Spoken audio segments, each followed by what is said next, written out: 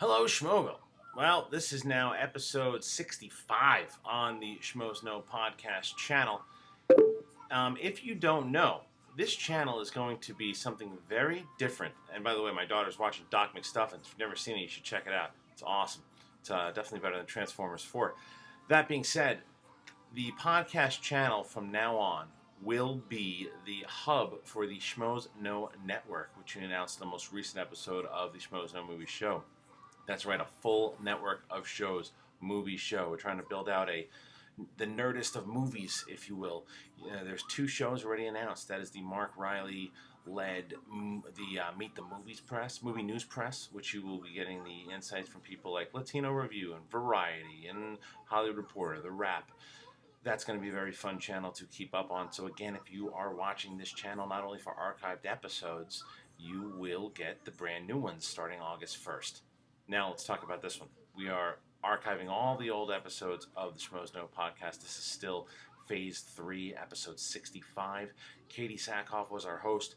She was back, and she brought in her Battlestar Galactica cohort, Tricia Helfer. We thought to start off the show, but she wasn't there yet. She was a little late with LA traffic. Tends to happen in LA. Ken Napzok filled in for a little bit. Not quite the looker Tricia Helfer is. But nonetheless, it was fun. And then Tricia Helfer showed up. We talked about a lot of things. And I got a little nugget out of her about Sylvester Stallone. We talked heroes in film and stuff of that nature. It's a very, very entertaining podcast. Now, the best part about this, besides the Facebook notifications going off, is that I was one of our Schmobilians here. I'm going to get the good man's name, Robert Butler III. This guy has been taping the video and syncing up the audio and then sending it to me, and that's how you guys are going to actually see the full video here. I've just been putting audio normally, so thanks to Robert Butler III for doing that. We will put up the video and the audio for as long as Robert Butler III wants to continue to keep doing that. And if he keeps doing it, I'll keep putting it in. But for now, enjoy it as it is, my friends. Here is episode 65. Live from the Toad Hop Network studios in Hollywood. This is the ToadHopNetwork.com. It is strongly addictive. Radio worth watching. Radio worth watching. That is really funny. Hey, everybody, it's the Schmoes Know Movie Show. It's myself, Kristian Harloff. And I, as always, am Mark Ellis. That has been my name since the day I was born. Yes, and joining us, as always, is our hungover co-host, Katee Sackhoff. How you doing? Good. You sound great there. The question is, how are you? And joining us, never looking better since her days on Battlestar Galactica, Tricia Helfer. How are you? Very good, very good. Before lost a lot of hair. You may remember it's Caprica 10 on the lost deleted scenes. Wow. Okay, now Kristian, we know that Katee did some drinking last night. How much did Tricia drink? She looks like this in the morning. Oh my God. She automatically looks like Will Forte now. Like Matthew Perry when he was sober. Yeah. Oh God! All right, now before this is why I was laughing to start this. Rachel at Rachel Mack tweeted, and it doesn't look like Tricia Helfer on Schmoes Know lies, but Katee Sackhoff in an Indiana Jones hat was worth it. But I will say this: don't worry, we weren't false advertising. Tricia Helfer is on her way in. She'll probably be here in like 20 minutes, half an hour. So until then, our good Bunny. Funny. Hello, Bunny. Hello, Bunny. Unearthing a deep relationship between the two of you. We haven't known each other for a long time. I know. If you guys have been I'm listening, going to call you Bunny from now on. please do. Our Bunny. You do not want that bunny at your house Easter morning. It is creepy, ladies and gentlemen. Hey, you guys, I'm Caprica 10. You want an Easter egg? Mom, Dad, the Easter bunny's cuddling with me again. Okay. So, if you guys are familiar, all right, easy, everyone, easy. It's already one of those shows, and we haven't even gotten into the damn intro. We're not 5 minutes in. No, and if you guys are familiar with the show, if you've been listening, then you'll know the mad tweeter, as we like to call him, Kenny Napzok. I can't speak this morning. You're doing fine. His name is Kenny Napzok. Thank you. You know, headphones that fit under a hat. I don't have headphones. Where are your headphones? You can wear my headphones smartphones if you want, Bunny. Thank you. You actually got some today. I'm Ken Napzok. All right, Remember Ken the Napzok. guy you've known for 10 years. Napzok? At Napzok. You're Russian. Napzok and Sackoff. What is it with like holding kind like of- yeah. last names that hold shit? like a somebody WWE out tag there team in from the 80s. somebody out there in Schmoville do a screenshot of Katee immediately and put it on the Schmoes Know Facebook page. Wait, not yet. Now go. Yeah. And joining us always is Jeff, our producer, with the wonderful John McLean soundbite. All right, so a lot of stuff to talk about today, ladies and gentlemen. We're going to do some movie news up top. When Tricia gets here, we're going to talk to her about what's been going on. I'm very curious of how her and Katee became friends when they were kicking the shit out of each other on Battlestar Galactica and what they've been working on since together. Frenemies. Yeah, and then we're also going to get into the fact today is going to be all about heroes in movies. Your favorite heroes, whether it be Indiana Jones or Thank you. RoboCop or whoever it be. Yeah, for a theme. Yeah, she wore the hat for the theme. That's right. Only one I of us was- really puts any effort into this You wore show. your John Riggins hero shirt from the wrong I genre. of wore my entertainment. Washington Redskins You shirt. did wear your Redskin shirt. I'll be in D.C. this week, and I got to represent the look- hometown. You gotta Look at you. represent. Thanks for wearing the rip shirt so we can try to tell I people will about be those swinging sites. from ropes and Swinging from ropes? Well, let's talk It's about a that. hell of a With a weekend gun. for Sackoff. Now, let's talk about that. Katie Swings has and been ropes. our co-host for the last month or so, and she's going to continue to do so until she starts shooting Longmire. However, Oh, no. she's going to be on about a 3 or 4 week hiatus from us. 4-week hiatus. 4 I will week be hiatus. back the last week of October. Okay, can you tell? Oh, God, this is crushing. Well, no, listen, but there's a good reason why. It's okay. Bunny's here. But Bunny will be here. Bunny will be here. You get more of me, Mark. Yeah, More of me. There's a Kenny. whole lot Good more to to see you. love. yeah, Woot woot. yeah. Now, Katie, can you tell us why you're going to be on hiatus? I'm shooting a movie. Can we talk about what it's about, or we can't talk about You know it what yet? I love is that Kristian brought it up like she's on hiatus. Like this, From us. she's actually From going you on guys. vacation. Yeah. Taking a little break. From I'm her gonna day need to job. start to get paid by with You're getting more, paid more with than love. beer. Love. More beer. No. And More than beer. beer. Cold beer. Love and beer and bunnies. Yeah. Wait, they gave So you that you're beer going- for free? I had to pay for it. Is in the quarter Pay machine. for it. I think Yeah. there's one of those invisible tabs here at Toad Hop. Like, you know how when you see a movie, like, I just put it on my tab, and the guy never has to pay his. Like, Norm Never. never. Like Norm. Norm never paid his tab in 8 years. Well, That's what we got running here. Kenny's been wondering why every week he gets a bill from Toad Hop. He's like, I wasn't even here last week. And those You can eat my quarters bill. I put in the machine for your car. That's right. I don't have clean clothes anymore. Mini bar prices here at Toad Hop. So, Katie, where are you going? Why are you ditching us? I'm going to Mobile, Alabama. Uh-oh. And I love how people actually have tweeted me how to pronounce Mobile like I'm that stupid. Well, I know it's they wanna not help you out. mobile. Yeah. Stupid's a relative term when you're talking about Alabama. I'm Whoa. from the South. I'm from the South. I know.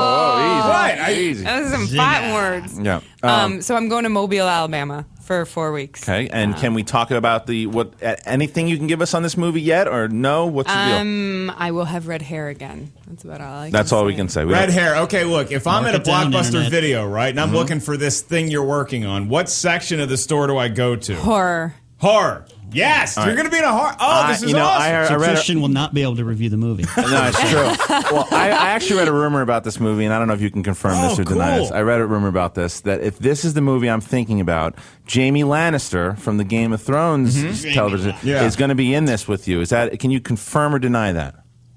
Oh, She's making a fish silence. face. That's a silence. Okay. She's making the okay. Finding Nemo face. Just I can't silence. say- Okay. Fair I enough. cannot say okay. anything. Can't say anything. Great. But I can tell a lie. All right. Okay. I can. I really can. Okay. You Fair know enough. George Washington, lady. Yeah. All right. So that's good to know. Congratulations on your movie. Can't wait to have you back, and hopefully you can maybe call in from set. Oh, I will totally call in. For Awesome. Set. Okay. Cool. Well, the first thing, hopefully we have a show for her to call into Yeah, without her leaving. yeah, I know And it's whoever true. the co-star is, maybe I'll call in with him. Oh, Yeah. with him. Okay, It's good. a So him. It's a him. Until we can confirm it, it's Harry Dean Stanton. That's our co-star. I'm in. All right, Al. Okay, so let's talk about a couple things before, and we're gonna be, like I said, we're gonna do movie heroes, but that'll be a little later in the show. So why don't you guys tweet us in of the movie heroes you'd like to hear us talk about a little later in the show at Schmoes Know, at Katee Sackoff, at Cospan, either one. Just tweet us in. But let's talk about first. There's some movie news out there that I want to talk about, and that's this new picture of RoboCop going around. Oh yeah, because he the Italian press took a picture of RoboCop topless, and now it's the royal family is trying to block it. That's has different. nipples like he's robo nipples. Like Batman. Am I getting stories confused? That is a different story. Oh, that is a different story. I'm sorry. No, this was the classic Paul Verhoeven movie, which was the score that we played in the beginning of RoboCop. Was that was Basil. I forget how to pronounce the guy's name. And he did Red Dawn. He's such a good composer. Basil is a spice frequently used in cooking. And a damn good composer, Papadopoulos or something. I'm just ruined his name. But anyway, we just played RoboCop thing, and the reason why is because we're talking about these new pictures. And if you guys have seen this out there, curious what you think, but I do not love the new RoboCop. Okay, here's what I'm going to say before you say anything else, is that it's an all-black RoboCop suit, okay? But I'm not convinced that that's the actual RoboCop suit. I'm thinking maybe that's like a beta testing thing, like before he's actually fully RoboCop. How can you not have any silver on RoboCop like what he used to have? I think I've read the script, so I could tell you, but I won't. Watch your mic. I said I've read the script, so I could tell you, but I won't. Okay. Well, thanks. That's not helpful. Yeah, wait a minute. Makes for a great broadcast. Yeah. I think it's kind of cool. I think it looks kind of like, futuristic, like a Transformer type thing. Like he's like. But that's not RoboCop. It looks like Batman just with a stupid mask on. It does Can I mark out be a little bit of a sci-fi geek? Yeah. There was a the hell show you think this is? Did you say mark out? Mark out. It's a wrestling term. Sorry. Okay. There's an iconic TV series that was rebooted, and a lot of people were upset about the changes, and that turned out pretty good. What was Wonder it? Woman? Yeah, Wonder Woman. Wait, which one? No. Battlestar. Oh, when it started, different, way different. you got to trust it. Trust it. No, I'm not trusting shit. It. Because the thing is, because if they did the same thing, you'd be like, you just. No, but you can do alternate. He doesn't look like RoboCop. He looks like just some stupid ass soldier in Minority Report, or just someone like a futuristic movie in Total Recall. Someone would just get killed pretty easy. It looks very stormtrooper. It looks very stock to me. It's like you could make 1,000 of these guys. It looked like the original G.I. Joe movie when all those characters came out and they're all in like a straight. Yeah, he kind of looks like what's the Joe that Snake Eyes. No. Yeah. Snake Eyes. That's not what I'm thinking of. But he actually looks like the Judge Dredd posters. Oh yeah. He does. Judge it's very Judge Dredd, or absolutely. like Venom, or like somebody else that has. Venom. Thank you. That's what I was thinking of. Yeah, that's a Spider-Man character. No, not Venom. Fuck. What am I thinking of? You're thinking of Snake Eyes. No, I'm thinking of. Am I thinking of Snake Eyes the Ninja? Katie, Honey, you do this every night at dinner. Katie, you get your G.I. Joes confused. I do get my G.I. Joes Snake confused. Eyes. They used to play with my Malibu Barbie. It was what'd they do Snake Eyes together? versus Storm Shadow. Yes. And I hated when girls played. My sister used to steal my G.I. Joes, and she would make them make out with her Barbies. And I'm like, God damn it, Lisa. Duke's on a mission. He doesn't have time to be making Barbie pregnant. That's why he got killed right after. Duke, I'm like, women, weakened legs. The little tiny G.I. Joes, like, that gives hope to, like, all the short men in the world. Look at that. Al Pacino. Al Pacino's very excited. fucking supermodels. Yeah, Billy Barty now has a chance with Katee Sackhoff, ladies and Well, gentlemen. no, I would say with Tricia Helfer. She I'm tall? not that tall. She's 6 feet tall. At Dylan Nash, at DNash13. Whoa! At Cosban using wrestling terms. Much respect. All right, you have a lot of wrestling fans here, Kenny. Kenny is actually a wrestling manager. There's a lot of people that don't know that. Look him up. Text Honey. Look it up on Google. All right, we're going to take some calls. Text Honey, it's Bunny. Text Bunny. You should change it. We're going to change the. We're going to go to some phone calls now from Schmoville. I want to hear your take on RoboCop. All right, you are in Schmoville. Who do we got? Hello. No, nobody. All right, see you Turn later. your computer down. Yeah, turn your computers down. When calling Schmoville. All right, okay, you are in Schmoville. Who do we got? Hello. Hey, man. Pardon?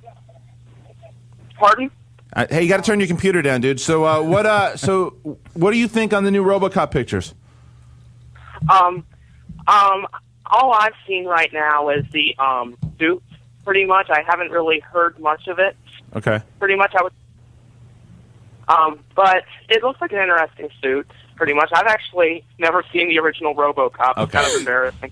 Well, that's a great point. Thanks for calling in, dude. That's a good point because I wonder now if you don't have anything to compare it to, if it's a cool looking suit. Cool. Let's talk about the positives, okay? Yeah. He looks a little more athletic. He looks like leaner, meaner. It looks like he can move laterally because I don't know the old if RoboCop could walk in a straight line Right. and get shot at a lot, and that was all he could do. I like that though. Yeah, I like how except limiting. it was until he got his rollerblades. And then he could fly, I believe. Yeah. In the third Let's one. not talk about 2 and 3. It was like Rocky 5 Space in and the fourth one. yeah, they don't exist. All right, you're in Schmoville. Who do we got? Hello? Hey, man, what's Hey. up? Hey, I was just hearing you guys talking about the RoboCop movie, and I saw the photo and everything. I think it doesn't look too bad. But, Mark, you said that you feel like he looks very generic, like he looks like maybe one out of 1,000, possibly like they were going to mass-produce that type of thing. Yeah. Wasn't that the intention of the plot line of the original RoboCop, that they were going to mass-produce these robot cops? That's a hell of a They only made the point. one and never explained why they never made more. Great point. What's your name, dude? Angelo. Thanks a lot, Angelo. That's a great point by Angelo. Yeah, Angelo, because, I mean, if you look, in retrospect, you can be like, oh, yeah, well, they could have mass-produced all of those ones, too. They never actually did. They were going to make Ed 209s, and they were going to do the prototype. Right. But this one, it feels a little more generic-y to me. I think the one color thing is what's doing it for me. Because, look, again, this RoboCop looks like he could beat the shit out of the old RoboCop. He does, but here's my thing, though. Here's the reason why. I mean, because in 1987, you believe that it looks like, I'm looking at both the pictures here, in the 87 version, it looks like it's part of his body, and that's what, almost like a Darth Vader type thing. This doesn't look like it's part of him. It just looks, I mean, he's got the one arm, but it looks like if he undressed, he'd be a human. You're right. It looks like a suit as opposed to his body, because the old RoboCop like had no body anymore. Right. He's blown to smithereens. Right, and it was like his heart was left. Is that why he's got that testicle. hand open? He's got one ball. One ball. He can still reproduce. fuck his wife. It's fantastic. He can make little RoboCops. Plug him in. It's great. Yeah, that's what he said to his wife, too. Your move, creep. I need an outlet. Yeah. Dead or alive, you are coming with me. Exactly. That's exactly. Nailed that voice. Yeah. What was he doing with that? It was really, really fast. But that was his penis. Robo penis? Is that the next four? Let's go drilling. Gotta love when Katie is hungover. All right, let's take another call from Schmoeville. Do you think? Do you think he said that in his what? Dead or alive? You're coming right now. Probably. And then he sped up, and she was like, "Okay, I'm dying. I'm done. Bye." Yeah. All right. You're in a very chaotic Schmoeville. Who do we got? Hey, you got Matt. I'm just chiming in on the RoboCop picture. So what are your thoughts on it, Matt? Harsh on it. Just, I mean, it's a picture. We don't know the context. We haven't seen it in action. Yep, totally agree. We've done this with other movies. Again, like Batman with Bane, the Joker, just pictures that look weird. Well, yeah, no, I agree with. I know what you're saying, Matt. But don't you think, though, like as far as looking at RoboCop, were you a fan of the original movie? No. Okay, well that's that again. Haven't seen it either. Okay, well that's my point though. I think that most people who have not seen the original don't care about this one because, like you said, they go, "Oh, well, it's a suit. We don't know anything about the movie yet." When you look at the original character and what the character was all about, and how because the metal was so limiting to his body, he can only do certain things, but he was so powerful. This guy doesn't look the same. You're right. It might be a different story, a lot of different things. Or but, it may not be the finished uniform. Right. It may not be. That's true. But if you're comparing it to a fan of the original, you can see where some fans of that original could be skeptical. Yeah, this one you can blend in a lot more. Yeah. Like this one you can actually hide. Right.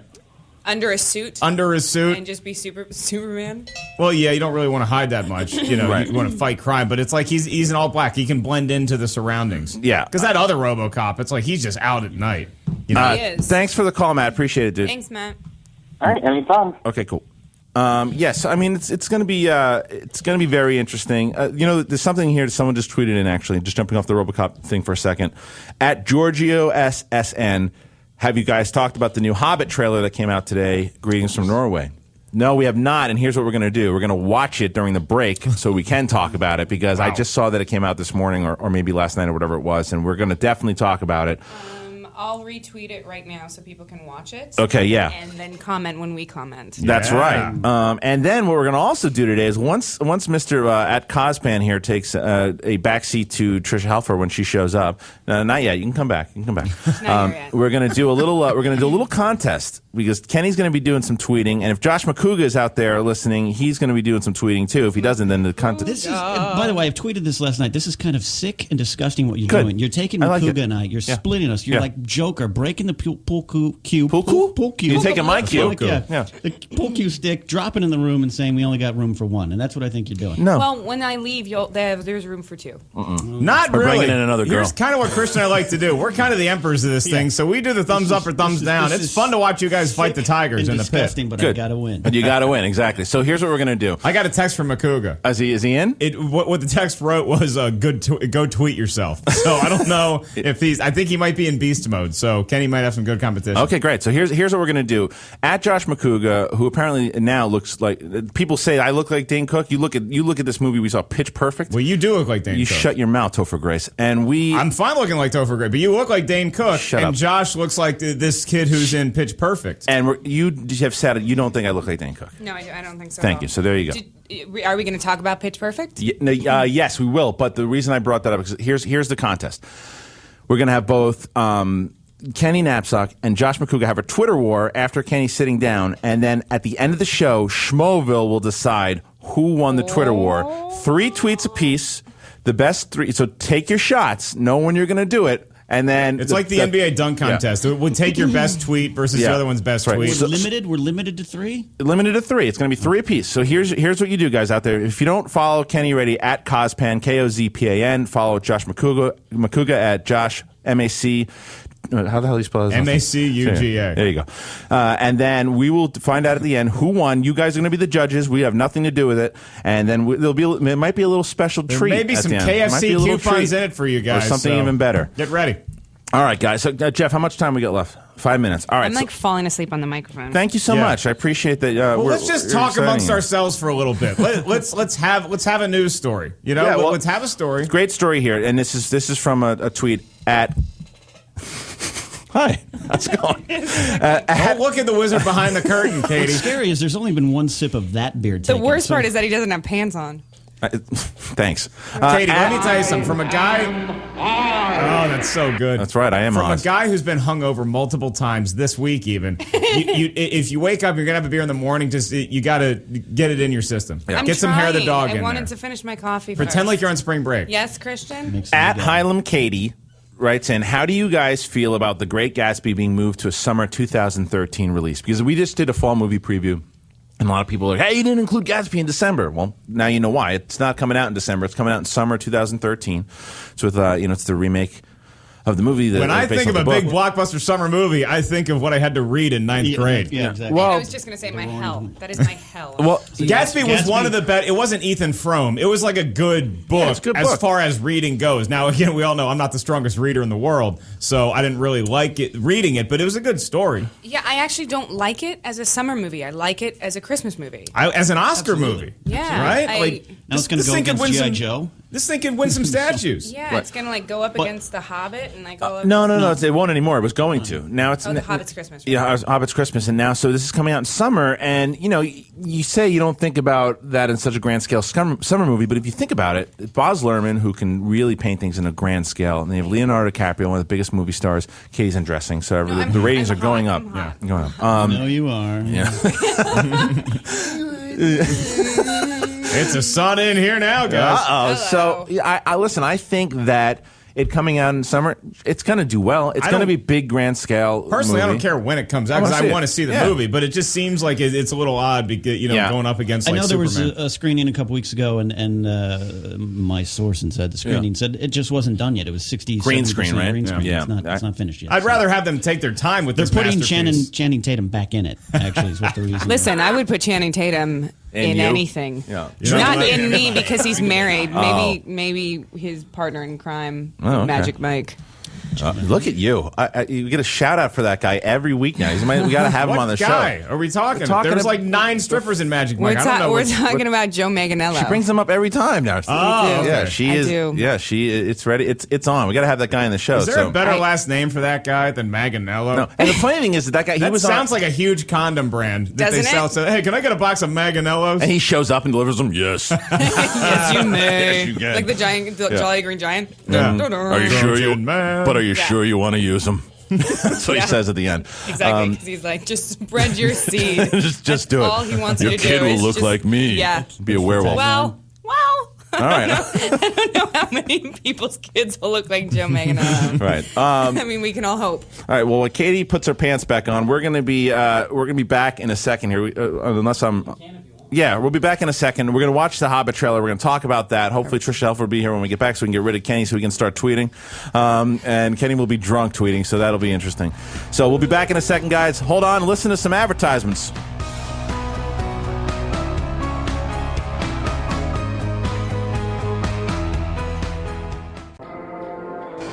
We good? Oh, we're on. Okay.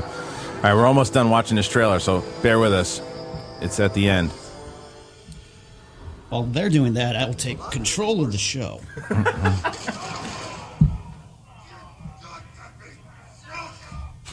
All right. So All right, yeah, listen.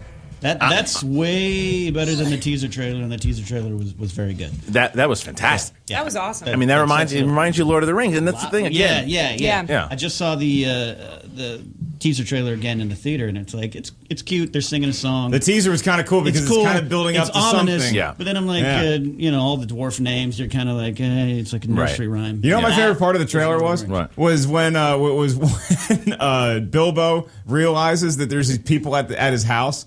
And he's like, look, I like visitors just as much as the next Hobbit. That's exactly how I am. When I get a knock on my apartment door, I'm like, I don't want anybody coming in, seeing how I live. Right. I need this stuff planned weeks in advance. Very much like the Shire, your place. I'm very much There's like a lot of carrots there. And speaking asexual Hobbit platypus. It's the most you. amazing combination. Wow. Thank you. Yeah, I like that everybody's quoting my material on the show. That is very, very bold, buddy. No, that's to be. Everyone calls him that, but Ellis brought that up. Like he is an asexual. It's in the platypus. act. Asexual platypus. Girlfriend in Narnia. It's so strange. Or like an oyster that has sex with themselves. They just switch sexes constantly. I'm just inside the shell, just cranking out pearls left and right. All right, we're going to be talking. Get them while they're hot. We're talking Hobbit trailer here. All right, you're in Schmoeville. Who do we got?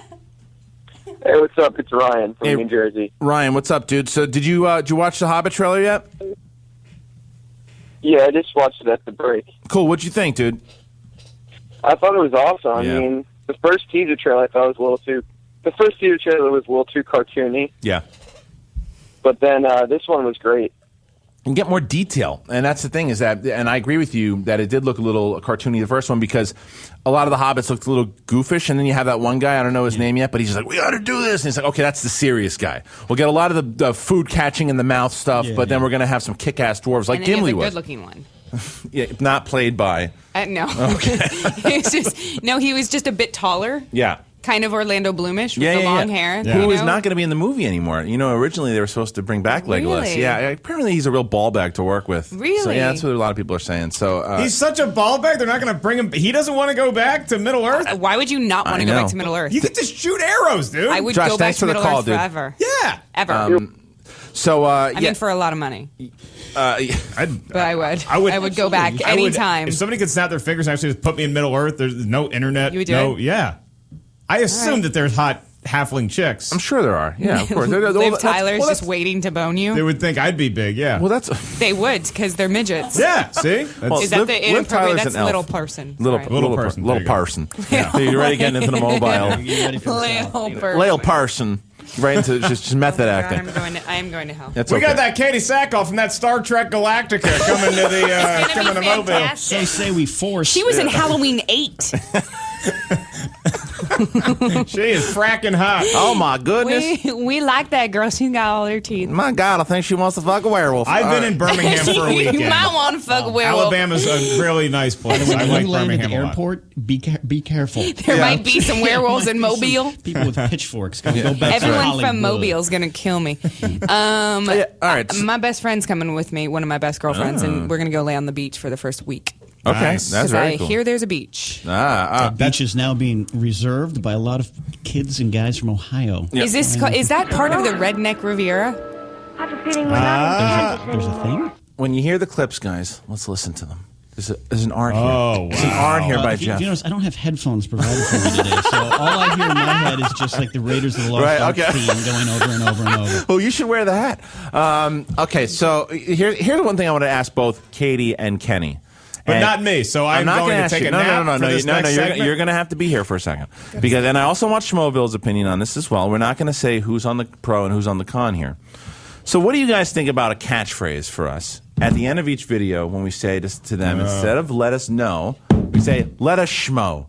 Do you hate it? Do you love it? Do you think it's cutesy? What do you think? I'm putting my head under the table. I was proud. You sound so Jewish. Let us schmo. So let us schmo what you think about that. Yeah. What do you think? I was happy to be part of the show. I'm leaving now. Thank you, Kenny. And Katie? I'm reminded of Independence Day of the comment we got last week from, I think, Matt. who said that Harvey Firestein was too Harvey Jewish. Firestein was too Jewish. Okay. Well, he actually said Judd Hirsch was too Jewish. So can we Right. have somebody call in and tell you that? Here's the call in 323. Perfect. Is he listening to the show? No. That's great. That's really funny. Do you need to take that call? Yeah. No, I'm okay. That's hysterical. I'm gonna just call for a second. Wait for the break. Really? All right, wait for the break. 323-622-8623. Somebody just called Katie, and the name came up Rancor. I don't know who that is. I don't know what that means. It was the Lannister guy.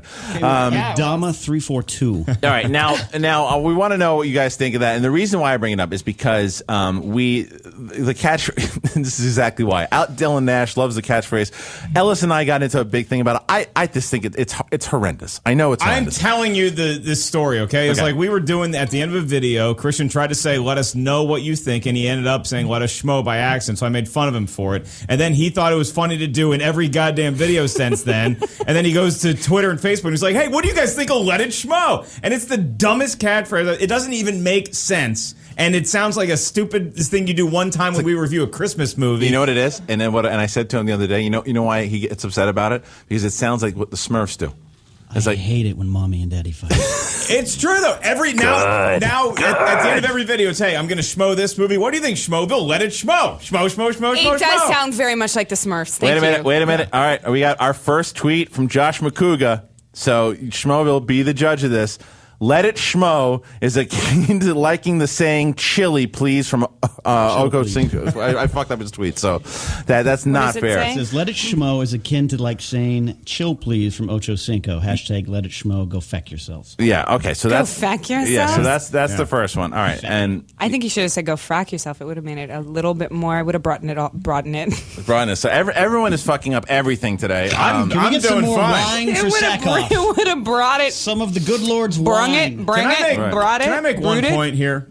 Is that everybody's having trouble speaking with the exception of one person. The same human that decided to not drink at 9:30 in the I started a.m. off well. I went to the local grocery store and had a nice breakfast next to a homeless man and a homeless dog. I was having a good morning, and now I'm drunk. Yeah. Good. I woke up this morning. We ain't done I made yet, a delicious protein shake. I put the right amount of ice in it. It's like I worked at Jamba Juice this morning. I made it so perfectly. But now you're chugging a beer, Sackoff, and you had a bottle of wine last night. He doesn't even stop for that. You're a platypus. Like I picked the wrong week to quit amphetamines. I did quit the wrong week to quit amphetamines. Now this isn't fair. At Miss Movies, who's clearly a huge Mark Ellis fan, is going to listen. Oh, now we can talk about who's fan. No, you can't do that. All right, fine, but she takes your side on most things. Too. I'm not going to lie; it's terrible, and it is terrible. I know it's terrible, but all right. Okay, wait. Can I ask you a question? Yes, of course you can. If it's terrible, then why would you want to do it in every review that we do? I never thought I'd say this, but can we talk about movies? All right.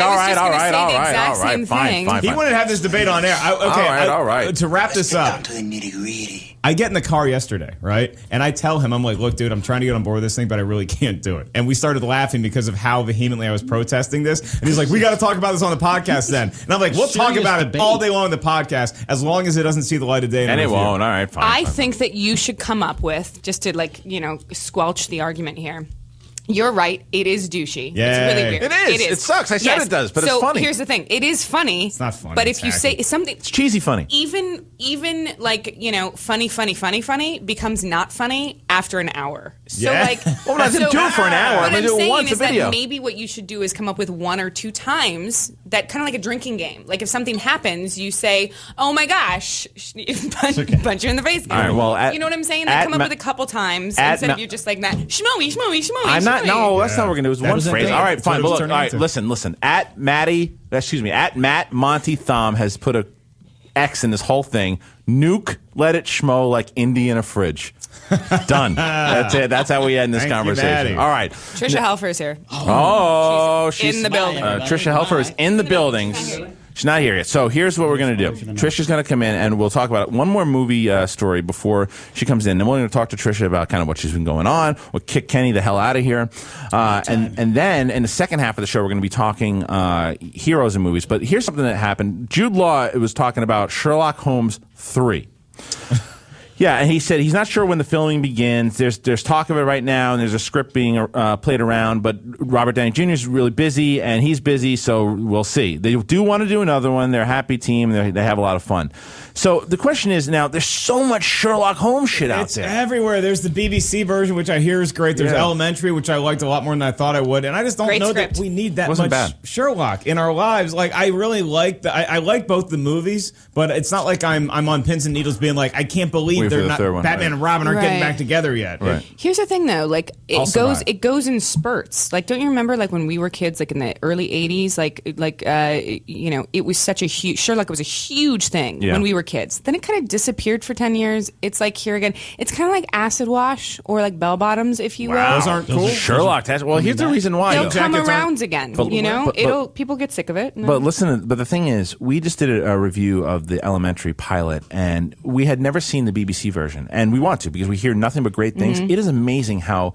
What's his name? Johnny Lee Miller. No. The guy that played Cumberbatch. How he has quickly become. Sounds like vagina. But this vagina has become quickly the everyone sees him as Sherlock. I mean, the fans are so like behind this guy as Sherlock. I mean, he's just surpassed Downey. Like, they love this guy. They're saying Benedict Cumberbatch is now the British Joe Manganiello, so I don't know what that means, but that phone's ringing again. Here's why I would be opposed to them making a third Sherlock movie. Is because Robert Downey Jr. Look, I love the guy, but he's 50 years old. He's only got so many miles left in him when he can look young enough to be a superhero. Right. So I'd rather have more Iron Mans than Sherlocks. Yeah, I you know agree what I'm saying? Yeah, absolutely.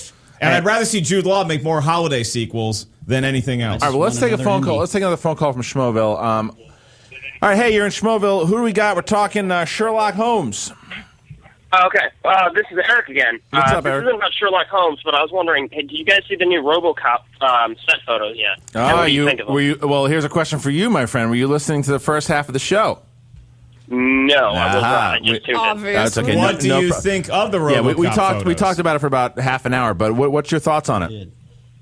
I don't know. It looks a little bit too Batman-esque, but I think a lot of people are hating it just out of pure nostalgia for the original series, the original movies. Yeah, and that's what we. Yeah, I agree with you. But thanks for the call. Nostalgia's a big part of RoboCop. It's like it is. I made the point on the new show that Kristian and I are doing that's going to debut soon. Is that I think that like if you bring back Freddy Krueger, they brought him back and they had to have the sweater, they had to have the hat, they had to have the glove. Freddy Krueger wasn't cracking jokes. He wasn't a stand-up comedian in the remade one like he was in the first 6 or 7 or whatever. But you still need some of those hallmarks, and so I think it's changing it a little too much. Right. I just want to see some silver. Is that too much to ask? No, it's not. I just want to see some silver on the costume. I know. I understand completely, and that's the thing. But we're moving on here. Got some dragon eggs in there. I don't know what that is the thing is that we've definitely been losing control in the show, and I think it makes the show more fun. Don't worry, that's why I'm here. That's okay. I'm your anchor, kids. I do think it's me. Yeah. All right. Now, one more thing that there's a question about. We said Tricia is across the street at 7080. Oh, she went to the wrong one. All right, no problem. But she's a blonde woman. They usually get directions right off the bat. Oh, Ella's throwing bombs. Thank you. All part of my plan. She's not really a blonde. She's acting like it today. She's across the street at the wrong building. All right, well, we're gonna have her. We'll have her on the second half. So when we get Tricia Helfer in here, I actually gave her the wrong direction. So you did, so you could do the first hour. Yeah, too. Milking this Napzok. It works. So what we're gonna do is when Tricia comes in, we'll talk to her about all her stuff, and then we'll get right into Great Heroes. So here's what we want you guys to do: is tweet us in right now the heroes, or at Facebook.com/Schmoes Know. The heroes that you guys want us to talk about. And what's wrong? Oh, yeah. I know we know who Katie wants you to talk about, and we will definitely be talking about him. Now, one of the things... That GIF is going to be all over the internet by tomorrow. I'm sure it will.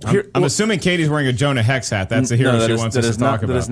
You know what? That's blasphemy. That is something that you could be struck down and replaced because of. Hey, to quote Katee Sackhoff, funny is not funny in an hour. Fair enough. That's on the board. Well, what's good also, guys, if you guys are watching live, if you're watching live on the show right now, you'll see on the bottom there's a T-shirt banner. And the T-shirt today, by the way, speaking about Hobbit, is it's from Ripped Apparel, and it's Lord of the Rings related.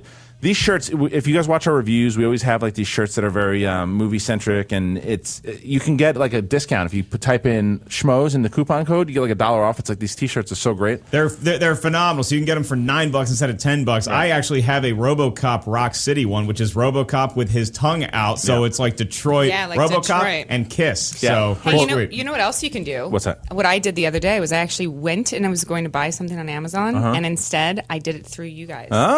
See, Amazon, you can also do that too. You click on the link. I misunderstood the concept. I just gave Mark $10. Oh, you just gave that book. Well, you'll get $1 back. Yeah. That's a coupon. Well, that's what you do. Again, there's 3 links down there. There's GameFly, there's Amazon. You can do all that stuff by clicking down there. But the shirt today also, Kenny, you'll love this. The shirt is, you have my sword and my bow and my axe is the shirt. It's pretty great. I'm assuming that's from Lord of the Rings. That shirt. Why does that make me think of penises? Why? Because you are the best part of the show. I know why. Because sword, bow, dirty mind. Yeah, exactly. Yeah. How does Axe? Oh, never. Tell me I'm wrong. I think Axe body spray because it smells horrible. So wait a minute. It makes me want to fuck you. All right, now listen. So maybe we should get into this. Axe body spray just went up in Mobile, Alabama. That's right. What's going on with you? All the horniness lately. Is it time? Is it been a while? What's the deal? Tick tock, tick tock, tick tock. Right? I'm 32. My body's like, put a baby in me. Wow, all right. So be careful out there. You're having my baby. You're coming with me. Dr. Phil Schmoes Know. Yeah, it's true. All right, but before we get into let's talk about, before we get into the break and before we get Tricia over here, let's talk about some of the heroes that we have real quick, and then we'll go back into it. But first, here's some heroes. You guys pick a hero that you want to talk about out of these, and we'll get into the conversation. If you have ADD, this is the best show to be listening Perfect. to. Don't take your Ritalin. All right. Indiana Jones we can start with. Han Solo. Don't sue us when you do. Batman, Superman, the comedian, or Jack Burton from Big Trouble in Little China, sent in by at Stuffed Burrito, and the first one was at Kevin Allison 77. Okay, I got one though. I got a way to open this. Yeah. Han Solo or Indiana Jones? Ooh, it's a good one. I am going with who's more of a hero? Well, I think Indiana Jones is more of a hero. I think he's a little more noble because, like, Han Solo was into a lot of smuggling, and let's face it, he wasn't smuggling spices. Okay, that's pot. He was a pot runner for years and years with Chewbacca. Why do you think Jabba the Hutt's looking for him? Because he stole some nutmeg? Yeah. Right. No, he was doing hard drugs. Who would you? Sorry, go ahead. No, who would you rather watch? Say which character would you rather bone, though? Which is very heroic. I'll play this game. Right? I would rather bone, and I'll be honest, I'd rather bone Han Solo. Me too. Why? Because Indiana Jones, every movie the guy's in, he's with a different broad. Right. He slept with a Nazi. You don't think they had? Where are you don't think a Nazi has an STD? Solo, Kenny, get out of here. Han Kenny, get out of here. Oh, she's here. She's here. Han Solo is actually so busy running drugs that you're not worried about him. All right, now welcoming to the show, she made it. She found her way here because Kenny gave her the wrong directions. Absolutely. All right. I've been fired. You've been fired. Everybody. Goodbye. Good luck with your tweets. Yeah. Bye, Bunny. You can sit goodbye, right Bunny. behind us here, Bunny. Yes, please. Just sit there and don't. That's what the world wants is an ugly fat comedian between you. All right, now don't talk, please. All right, now So, welcoming us today. You should give the introduction. Yes.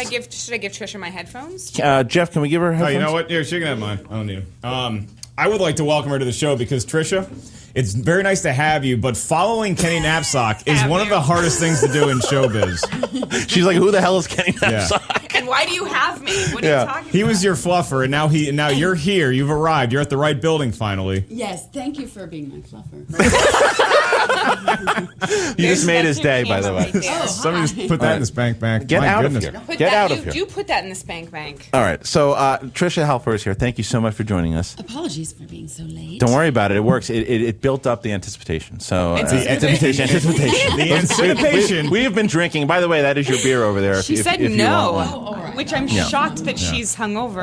She already said yes. See, dude, you're making this into like an after-school special now. Because everybody, I'm not drinking. No, the only reason you're saying that is because, after-school special is, they all made fun of me because I didn't drink. Yeah, it's like peer pressure. That's it's right. Like I feel like I'm with a bunch of Dylans from 90210 in here. Well, It's a Lifetime movie where we're at. Right. We've passed the after-school special. Well, Tricia, thank you for joining us. And we are talking today, we've been talking a lot of movie stories, but what we're going to get into, we want to have the audience that doesn't know you or does kind of a little more kind of get into how you guys, I know you guys, how you met, but how you became friends. We're going to talk about all that stuff. And then we're talking about like the great heroes in movies. whether it be Indiana Jones and Han Solo. As you walked in, Tricia, we were having a spirited debate as to whether who we would rather sleep with, Indiana Jones or Han Solo. Do you have any feelings one way or the other? Harrison Ford's character, right, from Star Wars or from... Jones. Indiana Jones, see? Yeah. Okay, I went the other way on this, but I'll hear your reasoning. I'll hear your reasoning first. I just like the outdoors, the roughness. I mean, he just seems like he'd be good in the sack. Yeah, there you go. I'm not Swinging debating you that shit. Indiana Jones is a great lover, but I just think he slept with a Nazi, okay? Not on purpose. She talks in her sleep. I hate these guys. Yeah. Did you not hear that? You know? Who? He just played Indiana Jones. He played Indiana Jones. I donated my You headphones. missed it again. We started from the top there. Yeah, here you go. Here you go. I hate these guys. He hates the Nazis, but yet he would still have sex with one. So, Listen. You'd be subjective. Either way, you're a lucky damn if you're sleeping with Harrison Ford. It's right? Yeah. Callista Even today. Flockhart. All right, Jeff, what are we working on with breaks? We are at the 11 o'clock mark. We're taking breaks. We have 10 minutes. We have 10 minutes. Perfect. Guys. All right, so let's do this, and let's take a break from the heroes for a second, and let's talk about... Let's meet the girls. Let's meet the girls. So, Tricia, now you guys... Now, Mark and I on the way over here were talking about this. Now, it's very rare that when you find two really attractive females, who especially are actresses, become such close friends. Are we starting there? I'm starting right there. How come you girls don't get in more cat fights? Well, no, because it's true. But you guys are like, it's Katie. Katie, you finally have your partner in crime here. I know. And I'm like oddly protective of her. Like, Of course. stop talking about boning. So did you guys... Wait a minute! How dare you? This potty mouth the whole time. She's talking about banging people, coming every night. It's like it was last week, but still. Week. God! But you still said it. I have changed myself since last week. Yeah, your underpants. All right, Kids, let's start here. How did you guys meet? Did you meet on the set of Battlestar? That we did. Yes. Okay, and what was that first meeting like? Was it like, oh, wait, we're going to be frenemies because of the show? Or what was it? Were you guys cool right away? Did it take some time? We were cool right away. We actually didn't really get to know each other very well because our characters never really They didn't hang to do out. with each other. So with such a large cast, I was either on set or she was on set, kind of thing. Okay, and the reason why I don't know that is because Katie hasn't brought in the Battlestar DVDs for me to watch yet, so you can blame They're her. available on Netflix. Yeah. Come on, dude. We actually became friends when we had to fight each other. End of the first season. 1. Okay, right. Yeah. Oh, so you guys had to like work out the moves together. And here's the thing, though, too. If you guys have not seen, and I don't know if you can find it on YouTube, wherever you can find it, you guys have to watch this fight because it is a battle. I mean, it is a pure battle. Like, who choreographed that fight? The stunt coordinator choreographs it, but we didn't train together. We trained separately. Okay. I trained with a sensei, and you trained with a boxer. Right? Look at that. I mean, that's cool. Two different worlds. It's not just throw colliding. punches and see how it comes out. It's like, let's get this to, I mean, you can tell. It's so, and it's funny. It's one of those things, maybe like when boxers or fighters say, when they're in the ring, they say you get such a respect for somebody when you see their work ethic and how they, is that part of it too? What happened there? Well, it was really, I mean, for sure. I mean, we definitely wanted to have two completely different fighting styles because obviously Starbuck's not superhuman. So there was this, like, Tricia kind of wanted this, like, elegance to her moves, and I wanted just this, like, street brawler type of fighting. And so we came together and we did it, and don't you remember, like, we went like halfway through it, and then they were like, actually, it's so good, we want it to be longer, and they were like, just ad-lib some punches. But it took us a day and a half to film it, so at this point we were like, yeah, sure. Right. I'm going to go like this, then you're going to go like that. And I was like, I think I should flip over backwards out of the case. And they were like, Katie, you can't. I was like, yes, I can. And you did it. Did you ever hit each other by accident? Yeah. Who got hit? We never hit each other, but she swipes me with the arrow. No, you swipe me with the arrow of Apollo. Yeah, and I hit her. And it just skims my face. Whoa. And that's the take they use because you see me go. Like she was With like, a what? really? But you reacted to it and didn't even. That's awesome. She skimmed you with a what? The arrow of Apollo. Oh, okay. All right. So And she then- kicks me in the stomach. Jeff just smash it? gave Mark dagger eyes for not knowing that. By the way, Yeah. That's what it is. Arrow of Apollo. I'm like, where can I pick one up at a supermarket? That's right. Because we did the scene so many times that we ran out of. They have breakaway statues, so like if you run into a statue, it still hurts. It's still hard, but it's not like a solid fucking statue. Right. And it falls on the ground and breaks. And they forgot to tell us that they'd run out of breakaways, and I'm it was the just real statue. whipping And her into my it. head was like, oh god. Oh, that's a concussion. Okay, wait. So how long overall? So it took like a day and a half. You said to film that. Something like that. All right. So after you're done kicking the shit out of each other, so you guys. You're like, hey, let's go ride motorcycles together. See what happens. But then you become like really close after that, and just start find shit in common, and just kind of moved on from there. Yeah, I think that it just kind of moved on from there. I mean, I think that the one thing that kind of keeps you in contact with someone that you work with after the show's over is some common ground outside of the show. And, you know, I've worked on many, many shows before where I've walked away and I haven't spoken to Richard Dreyfuss since 2001. Like, it's like if you don't have something in common with them, you don't. Right? Thanks. You're going to continue to ignore Katee Sackoff till she swims up and bites you in the ass. It's true. Damn it. Yeah, it was pretty good. Nice moves. So we just, you know, I think the more the show went along, the more we realized that we had in common. And That's really started cool. Hanging out more. So, you know, we never really hung out in Vancouver. We hung out once the show was over. Really, we hung out. Okay. We always hung out in LA. Party night. Yeah, exactly. You can't bring that up. You can't bring that up, and then this goes away. What was the party night? Anything good? It was wild. Was it a real fight? Non-choreographed? No, thank God, because she lived really high up. So no, we went on a boat cruise. Tomo's birthday party, and here both of us thought it was going to be like a, you know, private yacht a boat with cruise, like wine and cheese and whatever, and we get on, it's a party boat. Spring break 98. That's pretty much what it was. And No our first food. Pictures, no food, only hard alcohol, and we're sitting there like on fold-up chairs, going, "You got it? Can I swear? Yeah, of course. You gotta be fucking kidding me." And then, thank you for asking. Yeah, that's very nice. Right? Yeah. No. Usually our guests just come on here. Hey, how the fuck are you guys? I'm gonna fuck Indiana Jones. Yeah, I mean, why not? And then at one point, I think about half an hour in, we both just looked at each other and we're like, "All right, if you can't beat him, join him." And we were fucking hammered. Yeah, that's a fight, man. Look, when you're on a boat, there's nothing else to do. You can AA does not matter when you're out on the water. No, well, here's the question though, too, because I know that you have been riding motorcycles for a while too. So, had you ridden before? No. Okay, no. No, we actually got our licenses within like a month of each other. Oh, wow. We planned on doing the course together, but then again, our schedules weren't, you know, on set at different times. So I actually took it first. Oh, look at that. Really? So you passed the motorcycle test. Now, how involved is that? Is it a tough thing to do? It's actually too easy here in the States. Oh, really? Compared to other countries, yeah. Oh. It's if you take this at California safety course, it's one night in a classroom for like 4 hours, and then 2 half-day weekends. Mm-hmm. So Very cool. 2 mornings. I mean, I dropped the motorcycle in the course, and I still passed. Wait. You crashed the motorcycle? I crashed in the course. And then he's like, well, that wasn't a bad crash. B. I've seen worse. Well, I think they were impressed at how like elegantly I crashed because the Emmy parties were that night, and so as I was like sliding down the cement, I was literally saying out loud, "My face, my face, my face, my face." Didn't you do a talk show like the same day or something though too? We went to a party that night, Oh, okay. and I had to NBC party. Yeah, the NBC, and I had to cover up all the like.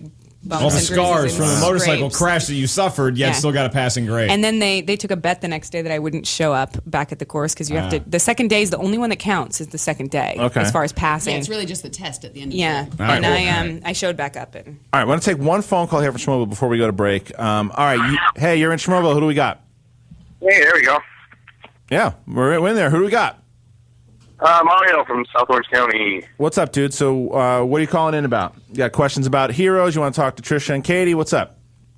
All kinds of things. First off, Mark, where's Justine? Oh, it's talking about Mark's other show that he does. Oh, Three's Too Much? Right? Yeah. Okay. I love Justine and Josh. Josh is on that show, too. He's currently in a Twitter battle with Kenny. Yeah. Okay, so what's up? So what else? What movie stories you want to talk about? My hero would be, God, I hate saying Batman because it's so cliche, right. but when I first saw Han Solo, fell in love with him when I was a kid. He was so awesome. And even though we go to who do you rather sleep with? Right. It's the truth. That's the whole shtick. it is. Well, welcome to Schmo. Would you rather do Han Solo?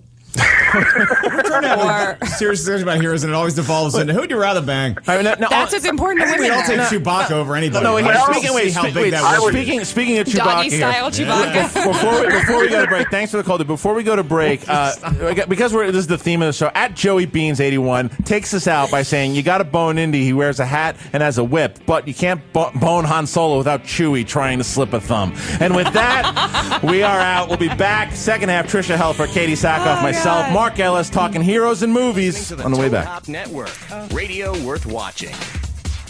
It's totally We are back. We are on back. The Schmoes Know Movies podcast. Yeah. Kristian, some exciting news for Mark Ellis. This weekend I'll be in Washington, D.C. at the Improv there, and then next week at the La Jolla Comedy Store. However, Kristian, not all of our listeners are of age to get into a comedy club. So what should they do with their entertainment dollar? Well, I think what they should do is go to Gamefly. Wait, that sounds like an interesting idea. Tell me more. Well, I would love to tell you more, but I don't have all the information in front of me. But what it is, listen, it's Gamefly. If you go on the bottom of, again, we have the Ripped Apparel thing there, the Amazon Gamefly, it's pretty much like Netflix. Yeah. But for video games. Yeah, right? and if you guys sign up with the, when you click on, you'll see the Schmoes banner there. If you click on it, you'll get like a month free. So and it's just video games. 30 days, yeah, video games. Really? So you guys will be able to play if you're video games fans, and that actually brings us to a great transition with. Do they have Tricia. Cartridges? Can you get like Donkey Kong? They don't do that anymore. Well, they might. I don't know. Can I get Tecmo Super Bowl from Gamefly? Listen, listeners out there in Schmoville, why don't you go check out Gamefly and tell Mark if he can go find Mike Tyson's Punch Out on Gamefly. But it also brings us to a transition with Tricia, who also does a lot of video game voices as well. Our fans are big Mass Effect fans. And you have done voices in both 2 and 3, correct? Yeah, Edie. And when did the most recent one come out? I think it came out at the end of last year because they did another digital download this spring, I think. Okay. Now, do you have to champion these games, or it came out this spring? I can't remember. Sorry. Okay, wait, do you play them at all, or am I allowed to ask you that question since you actually do a voiceover? Or do you have to say by law? Oh, I play Mass Effect all the time. Right. No, I'm affecting Mass like it's nobody's business. I'm affecting the shit out of this game. This Mass is getting affected by Helfer, Right. Because I don't know if because those games to me they just confuse. They're really cool, and I wish I could play them, but I don't have the mental capacity because this Mass Effect thing is so huge. It's grand, yeah. It really is. It makes my head hurt. Yeah, just the worlds. I mean, even I do StarCraft as well, and that's another. Shut the fuck up. But those are the ones that didn't really. It's totally fine. I've replaced you in Black Cat. Suck it. So, yeah. Starting to see how that fight scene worked out. You know. I don't play video games, okay. So I kind of feel like a little bit of a hypocrite. But you don't. But not have to necessarily play them to voice them because you're acting, and you know the story, acting, and you know the story right, wise, and I think that's the difference between video games now is the fact like you go back in the day and it's just like one little thing, and maybe there's some detail into it. These are like mini movies, and that's why. The fans are so passionate about it because like when you haven't really seen a great adaptation yet from a video game. There's been maybe one or two, but nothing great.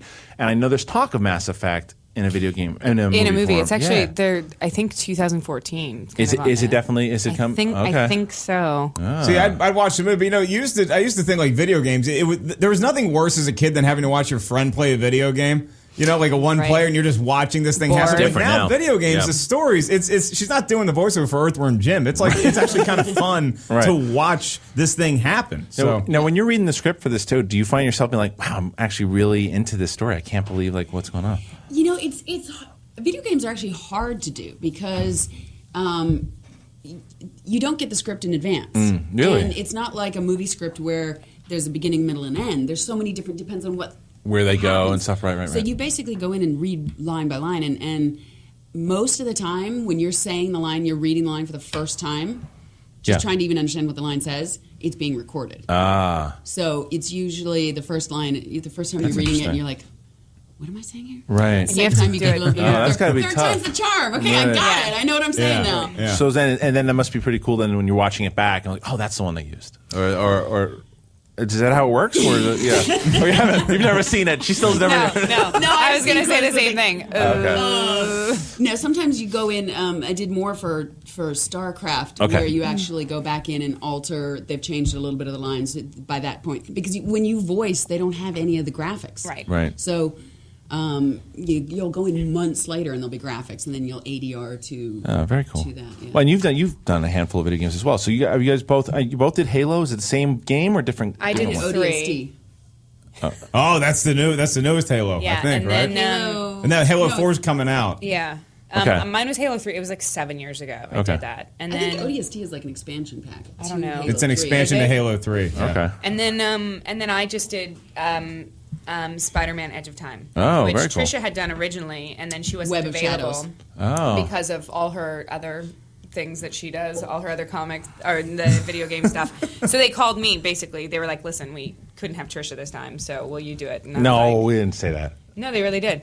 Stop it. Oh, you're really like the backup to Tricia. I was like, the if Tricia backup. gets hurt, Yeah. if she drinks too much the night before, then bring me hopefully in. Sackoff didn't They smoke a bring me pack in. of cigarettes Did you not, that night. you're like, did you not see me kick her ass in season 1? Yeah, no, they brought me in and they were like, "Would you like to listen to what she did?" And I was like, "No, can I just fucking do it?" Well, all right. So, you guys both. No, Just kidding. I'm so kidding. You want us to? Maybe we can do part 2. never Can we be a get part 2? voiceover artist. Can we get the fight? You want to choreograph a second fight? That'd be nice. All right. Now, other things that you've had another thing that our fans had tweeted about, like Burn Notice. People were huge fans of, and you worked on that for 6 or 7 episodes. Was that right? Wrong? Yeah. Okay. 8 or something like that. What a cool show that is too. Like a lot of people, like it's a show that flies under the radar. Sometimes It's a sunbathing show, correct? No, it is not. No, it is okay. not.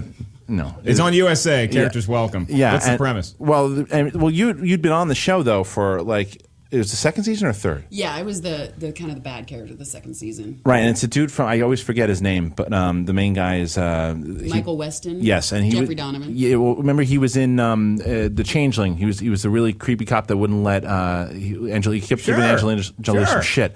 But like he's great in the show, and my old You're not getting roommate. your kid back, see? Yeah, well, he does not. He's like an old. It's like not a spy, but just like He's a burnt spy. It's a burnt spy, right? Ooh, okay. Yeah, and he was kind of screwed over, and he's trying to figure it all out. And I remember, and I'd seen the episode when you debuted, and it was you played it so cool to where the back and forth between you guys. If you haven't seen Burn Notice, by the way, you should guys check it out. Can they get that on iTunes? Is it available on iTunes? Oh, I'm Do you know? sure, yeah. Check out Burn Notice if you guys haven't heard of the show. More fun playing a villain or playing a hero?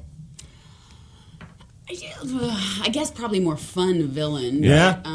Get to that's be usually evil what and I play. I mean, I don't get to play nice girl roles I don't very know. often. We don't usually play the nice girls. Speaking of villain, by the way, and there's something you saying that there's a thing it's that pilot of Battlestar Galactica. Just to go back to it real quick, and I'm sure you heard this a billion times, but it's that opening thing in the miniseries when you just disregard that baby. It's crazy, but She breaks the baby's neck. But you kill a baby? Yeah, but Yeah. Tricia, A tiny baby. But you know, there's I'm not so a big many, fan of children, so like I could get Yeah. over that. If that came out on like a second date, I'd be like, all right, let's talk about it, and like last we'll week, try to move on. the two girls that go to prison because they killed the child. Right. Baby. It was they actually had Tricia. She was the one If that came it's and a broke his toddler, neck. you're sick. If it's a baby, it's like, you can make another. Well, one. No, but I that was just so raw about that. Sorry. I actually watched it and saw it as that she actually had compassion for the baby and was putting it out of its misery because she knew that the world was going to end. Yeah. So she actually broke its neck in this very, very quiet. Like she was actually cooing it and everything. And then Right, but you don't kill babies and dogs on TV and film, and that's what that was a moment that when I was watching the show, that I said, oh, this show's something else. It's different because it wasn't just gratuitous. There was a reason for it. Like you said, she had in her thought process, she was being compassionate, and that's why. Again, if you guys have not watched the show, especially that episode, it'll get you into it. And it's just They almost took that out because it was in sure. the script, obviously. But I was shocked. They did. I hope it's in the versions of script. it without it. Yeah, I hope it was an improvised moment. Can I kill the baby? I had a bad day today. I'd really like to kill the baby. Yeah, but they did almost take it out because they thought it might be too disturbing. And I'm glad shocked. they left it back in because, like you said, it really set a tone It for did. holy shit. Man, I will never forgive your ass for this shit. This is some fucked up, repugnant shit. there's this moment actually where Apollo's character actually has to blow up the Olympic carrier, and it's a plane, it's a spaceship that has like a bunch of people on it, but they have to basically kill it because they think that there might be Cylons on board. So they 2,000 people. And there were 2,000 people on board, and they actually shot it with the people on board in the windows staring out, and then he blows it up, and they were like, that's a little too, so they actually made it empty for him to really? That show's raw, man. Well, look, if Cylons are on board, I mean, it's like fumigating. Either get the hell out, or we got to get rid of these things, right? I don't disagree. Yeah, that's frack true. the Cylons. Yeah. I need to see this Frack goddamn the show. Cyclops. You gotta watch in. the show. I know, absolutely. He'll by the time you get when back. you guys were on New Cypress Hill, what did the Cyclopses do? Exactly. What if I watched the show, then I got really nervous around them? You probably would. Oh my God. Why do you think Kenny hasn't tweeted in an hour? Sitting back there just staring. All right, guys. So we're here with Tricia Helfer, Katee Sackoff. Sir, Dragon Con's over. It's been over for 2 weeks. Cut it out. That's not what Creepy Wolf Forte. All right. So we're talking heroes. We're talking heroes in film now. We're going to bring that up in a second here. But what the hell was that? She tickled my belly. Oh, perfect. Well, let's take a phone call real quick before we get into the heroes. Then we're going to get to a pretty cool conversation, and want to know what heroes you guys want us to talk about. So at Schmoes Know, at Katee Sackhoff, at it's not at Tricia Helfer, is it? What is it? Is it? True, Tricia Helfer with no E. All right. So and you can tweet so tweet us all and let us know what heroes you want us to talk about. But first, let's take a call. You're in Schmoeville. Who do we got? Hi, this is Jeff. What's up, Jeff? Yeah, it looks like the director of Planet of the Apes is jumping ship. No. What? No. Yeah. Why? That sucks. Why? That's terrible news. I think he said because of the release date's too soon. Oh, even though we've got like 3 years since the last one. But I think Michael Reimer should direct it, and Katee and Tricia should be in it. Ah, look at you. Would you like me to be an ape or a human? I can do either. I mean, because I could swing either way. Well, all right. Well, that's a great. Well, it's a terrible call, but great information. Thank you. So this guy just called in and said that the director of Rupert Sanders of Planet of the Apes is jumping ship. Wait, is he the guy that Kristen Stewart? No. That's Rupert. What's his name? Something. That's maybe I'm. Yeah, that's Rupert Wyatt, right? Am I wrong? But Rupert Wyatt did Apes. Yeah. Rupert Sanders is the one you guys know. Rupert Wyatt is the one who I'm talking about. Okay, so. Rupert Sanders acted like a monkey. So he's he did act like a monkey. Fucking ape. Did you see? Did you see the newest Planet of the Apes? Yes, of course. We talked about it and you loved it. And did you see it yet? You should check it out. It really, I heard it was great. It's fantastic. It's so good. And one of the reasons why is because Rupert Sanders, whatever the hell his name is, Rupert Wyatt did such a fantastic job. Just say Rupert the monkey. Not the one that nailed the soulless vampire. He was it just brought so much emotion to it. That really makes me upset because it's okay when you replace certain directors sometimes, but when you replace one that clearly brought his style and his stuff, and talking about heroes. Well, that's an upset victory too, because I was walking into Rise of Planet of the Apes like, all right, let's see some monkeys, let's see a nod to Charlton Heston, get the hell out of here. But it was so involving. It was and good. So good, and it takes a rare director to do that. But Kristian, I got good news. Michael Bay is going to do the sequel. Oh God, kill me! Just a jab. That's what worries me is that Fox goes, all right, well, let's just get somebody who just blows stuff up and makes sense. It's like, oh no, Listen, Rupert, you're out there. I know you're listening. Do the movie. Specifically to you. I know right he's now. listening to me. You do this movie, and you do. This is one of my favorite movies last year. Damn you, sir! You said he didn't have enough time. It's been 3 years. Hey, do easy on Rupert. But no, okay? here's Damn the you, thing. sir! Like he may, in all honesty, like have like 2 other projects that he's attached to, and the amount of time that he has to give to it with the editing process as well is just not enough. And he's like, I physically can't do it. There's not enough time in the day. Well, that makes me sad. So I'm going to go to something You make me sad. I appreciate that. Thank you so much. Very nice. Tell Rupert to come in here, have a beer, we'll talk this thing out. Well, I think my headache's coming back like I'm hungover again. Good, we'll have another beer. Yeah. I don't think I can. All right, I'm fine. going to have to stop. I'm going to have to stop. Really? I can't do it. You're upsetting me. Okay, well, so to make me all right, guys. So Tricia, I don't know if you were here for this, but what we're doing, we do a tweet every week. Kenny Napzok, who's sitting over here staring at you, really uncomfortable. Yeah, you're fluffer.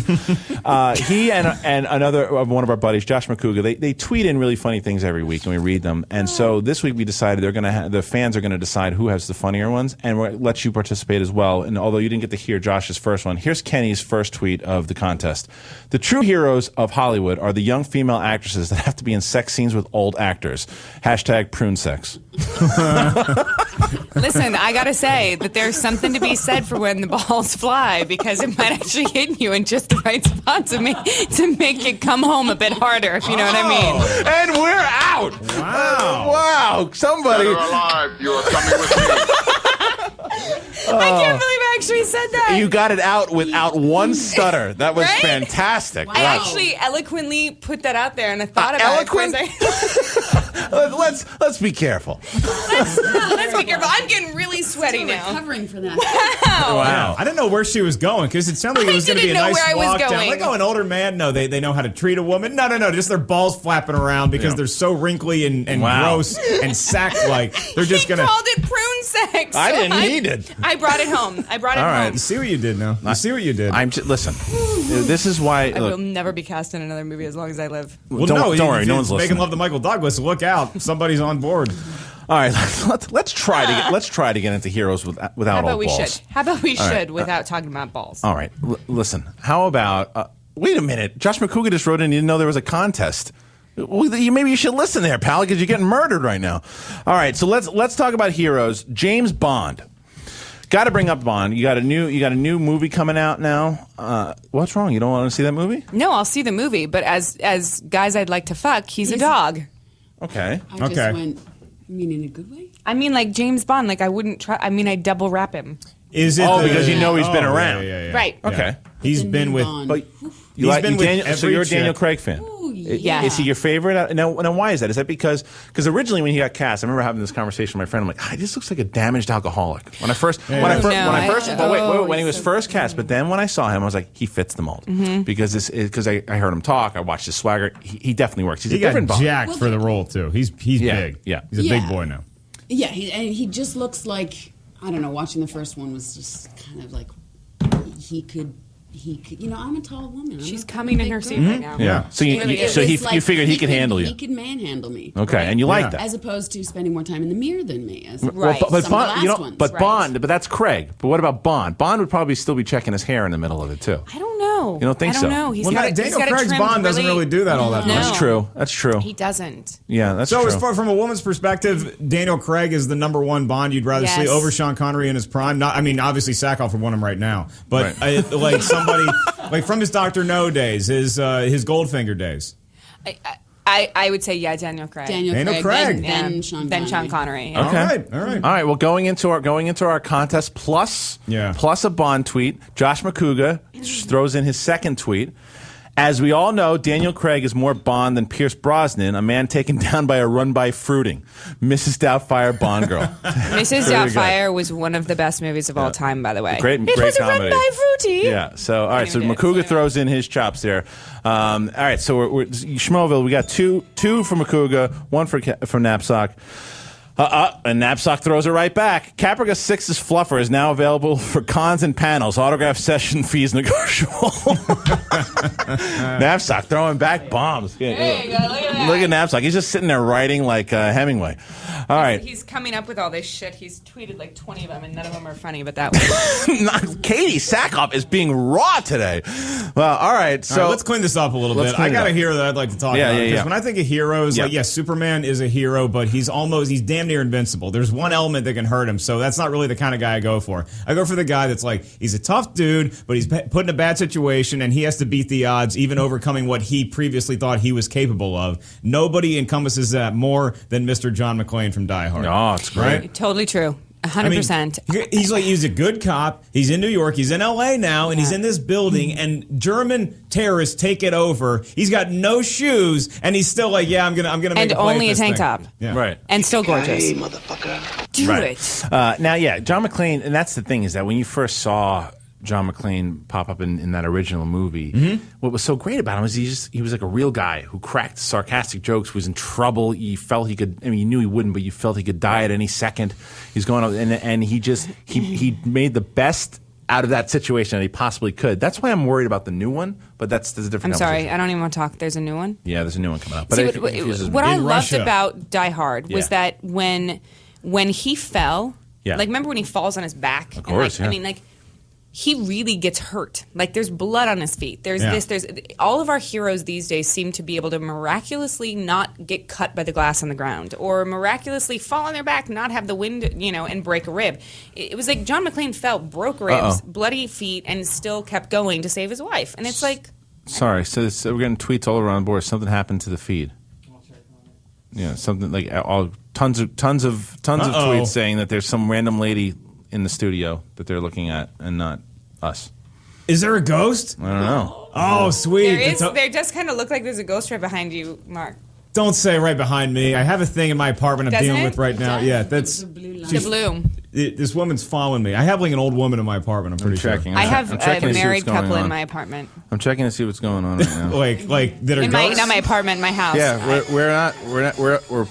Well, who the hell is this? We're not even on right now.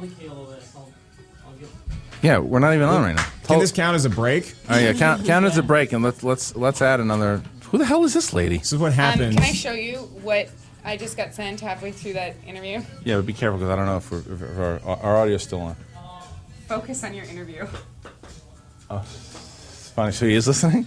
No, and then. Are you kidding? Can we vomit? Vomit? What, did he send you? Did he tweet? Did he text you? He said, "Focus on your interview." Let's see it. I want to. We're still on. They can still hear us. I want to see it. Nobody knows who I'm talking about. What? Yeah, but can we get our video? And they're playing music over here on the other side too. They can hear. Live, yes, but anyone who podcasts. So they can hear us right now. So this is the most chaotic show ever, and so we have two beautiful women on that you can't see. So that's good. But you can hear them over Tom Petty? Is that what's happening? Apparently. How do they fix that?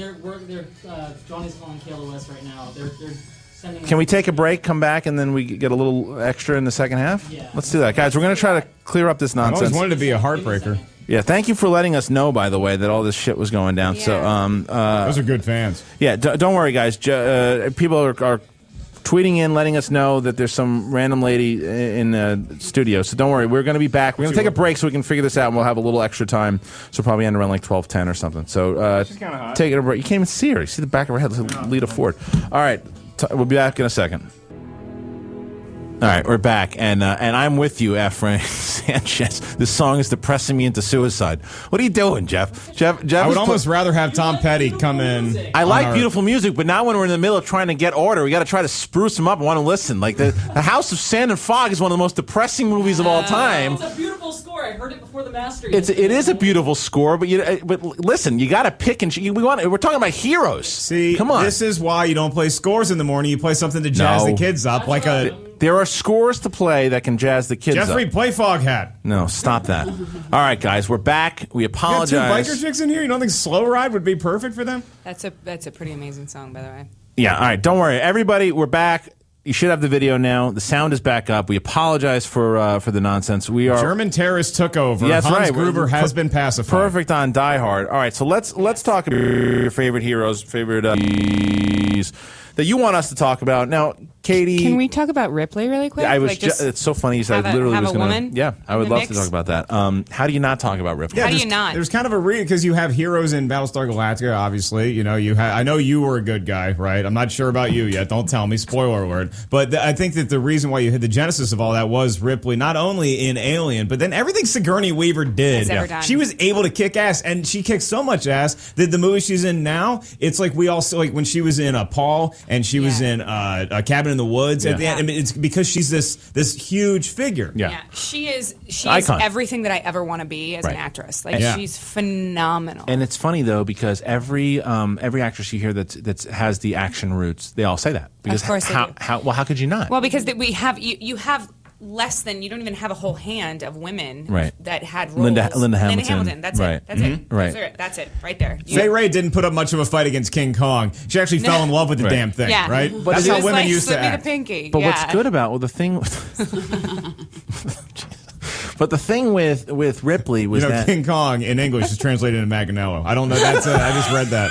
I just read that on Twitter. That's what the rumor is. Is Ellis in this Twitter war? There you go. Now, yeah, because the thing with Ripley was that she was kind of thrown into being a hero, especially in the original in Ridley Scott's film. It's like she's just part of the team. Yeah, she was just one of the guys. She actually, John McClane got Ripley'd in the Die Hard Tower, because Ripley, and then there's this alien on board. Somebody's got to take care of it. All the guys pussed out or got killed, so Sigourney Weaver's there. I don't know if this is going to get Josh McCouga any votes, but it's still funny nonetheless. Take it easy, Amelia Earhart. It's a man's world. Tag phrase, Scarlett Johansson only had a gun, 1940s husband. All right, now let me ask you guys. Do you remember where you were, or like, did you have one of those moments when you see Ripley for the first time, or like the first time you saw like Alien or Aliens, and you saw a female on screen kicking ass?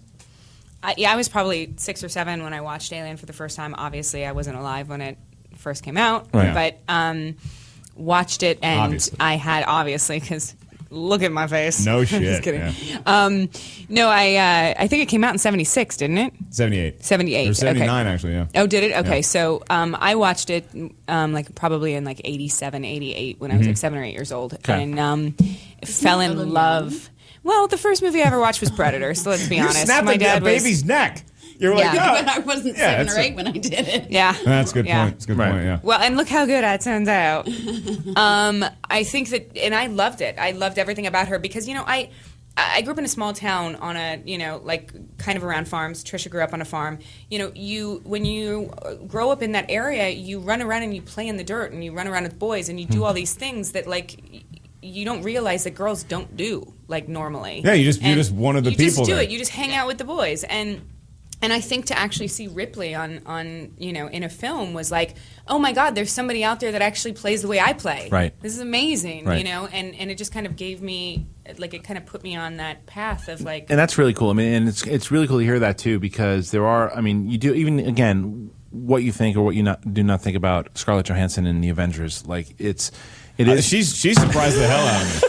She was really good. She was good. She was one of the team. I haven't seen it. All right, so she can get in your head, Sackoff. See, the other guys, they're big, they're Bruce, but she can get in your head. Right. Really? Right in the noggin. She can get in your head or get on your head. You know, I like where you're going. I'll try to keep it clean, but if Mama wants to go dirty, Papa ain't gonna stop. Right. All right. Yeah. Well, does she want to go dirty? What do you think? Have you been here for the last hour and a half? Just saying, I'm trying to keep it clean, man. All right. Don't I'll do keep it. it clean the rest of the time. How dare you? Don't you dare. See? All right. Nobody wants me clean. No one wants you clean. Now, Tricia, do you have a particular hero in film that you watching as a kid, or anyone that you really liked, or you know, even recently that you really liked, that you said, okay, that person. Even cartoons. It can be can be anti-hero. It can be anybody that you want that really stuck out to you. Shaft. Oh, God. Shaft? Did you say? No. Yeah, Shaft is one of my favorite heroes. All I right. want to hear Tricia's answer.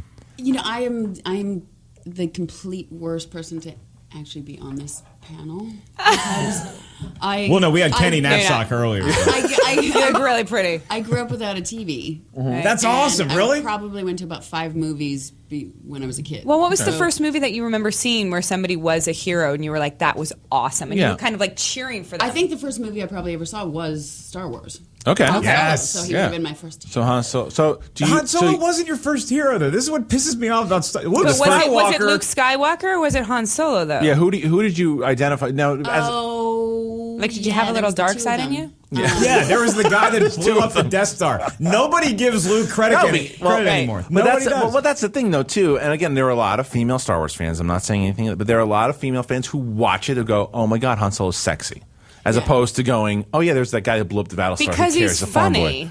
Well, yeah, Luke stood around and was like, meh, meh, meh. He also shot the missile that blew up the bad guys. Right. Just putting it out there. All right, here's whatever. Now here's Kenny's. Whatever. Is this Kenny's third or second? This is your third. This is Kenny's final tweet, guys. Sorry for the tech problems. Drunk Katee Sackhoff pulled the wires and tried to plug Tricia Helfer into the studio feed. Not a hybrid. That's actually really good. Where did she try and plug? Oh, hey, look at her. This is goodness. why we're friends. That's right. I like She it. folds right in. Perfect. Dude, they're like this at 11 a.m. Listen. Can you imagine what it's like at Buffalo Wild Wings at 10 p.m.? I would love to have them on the show as much as possible. They're like the funnier schmoes.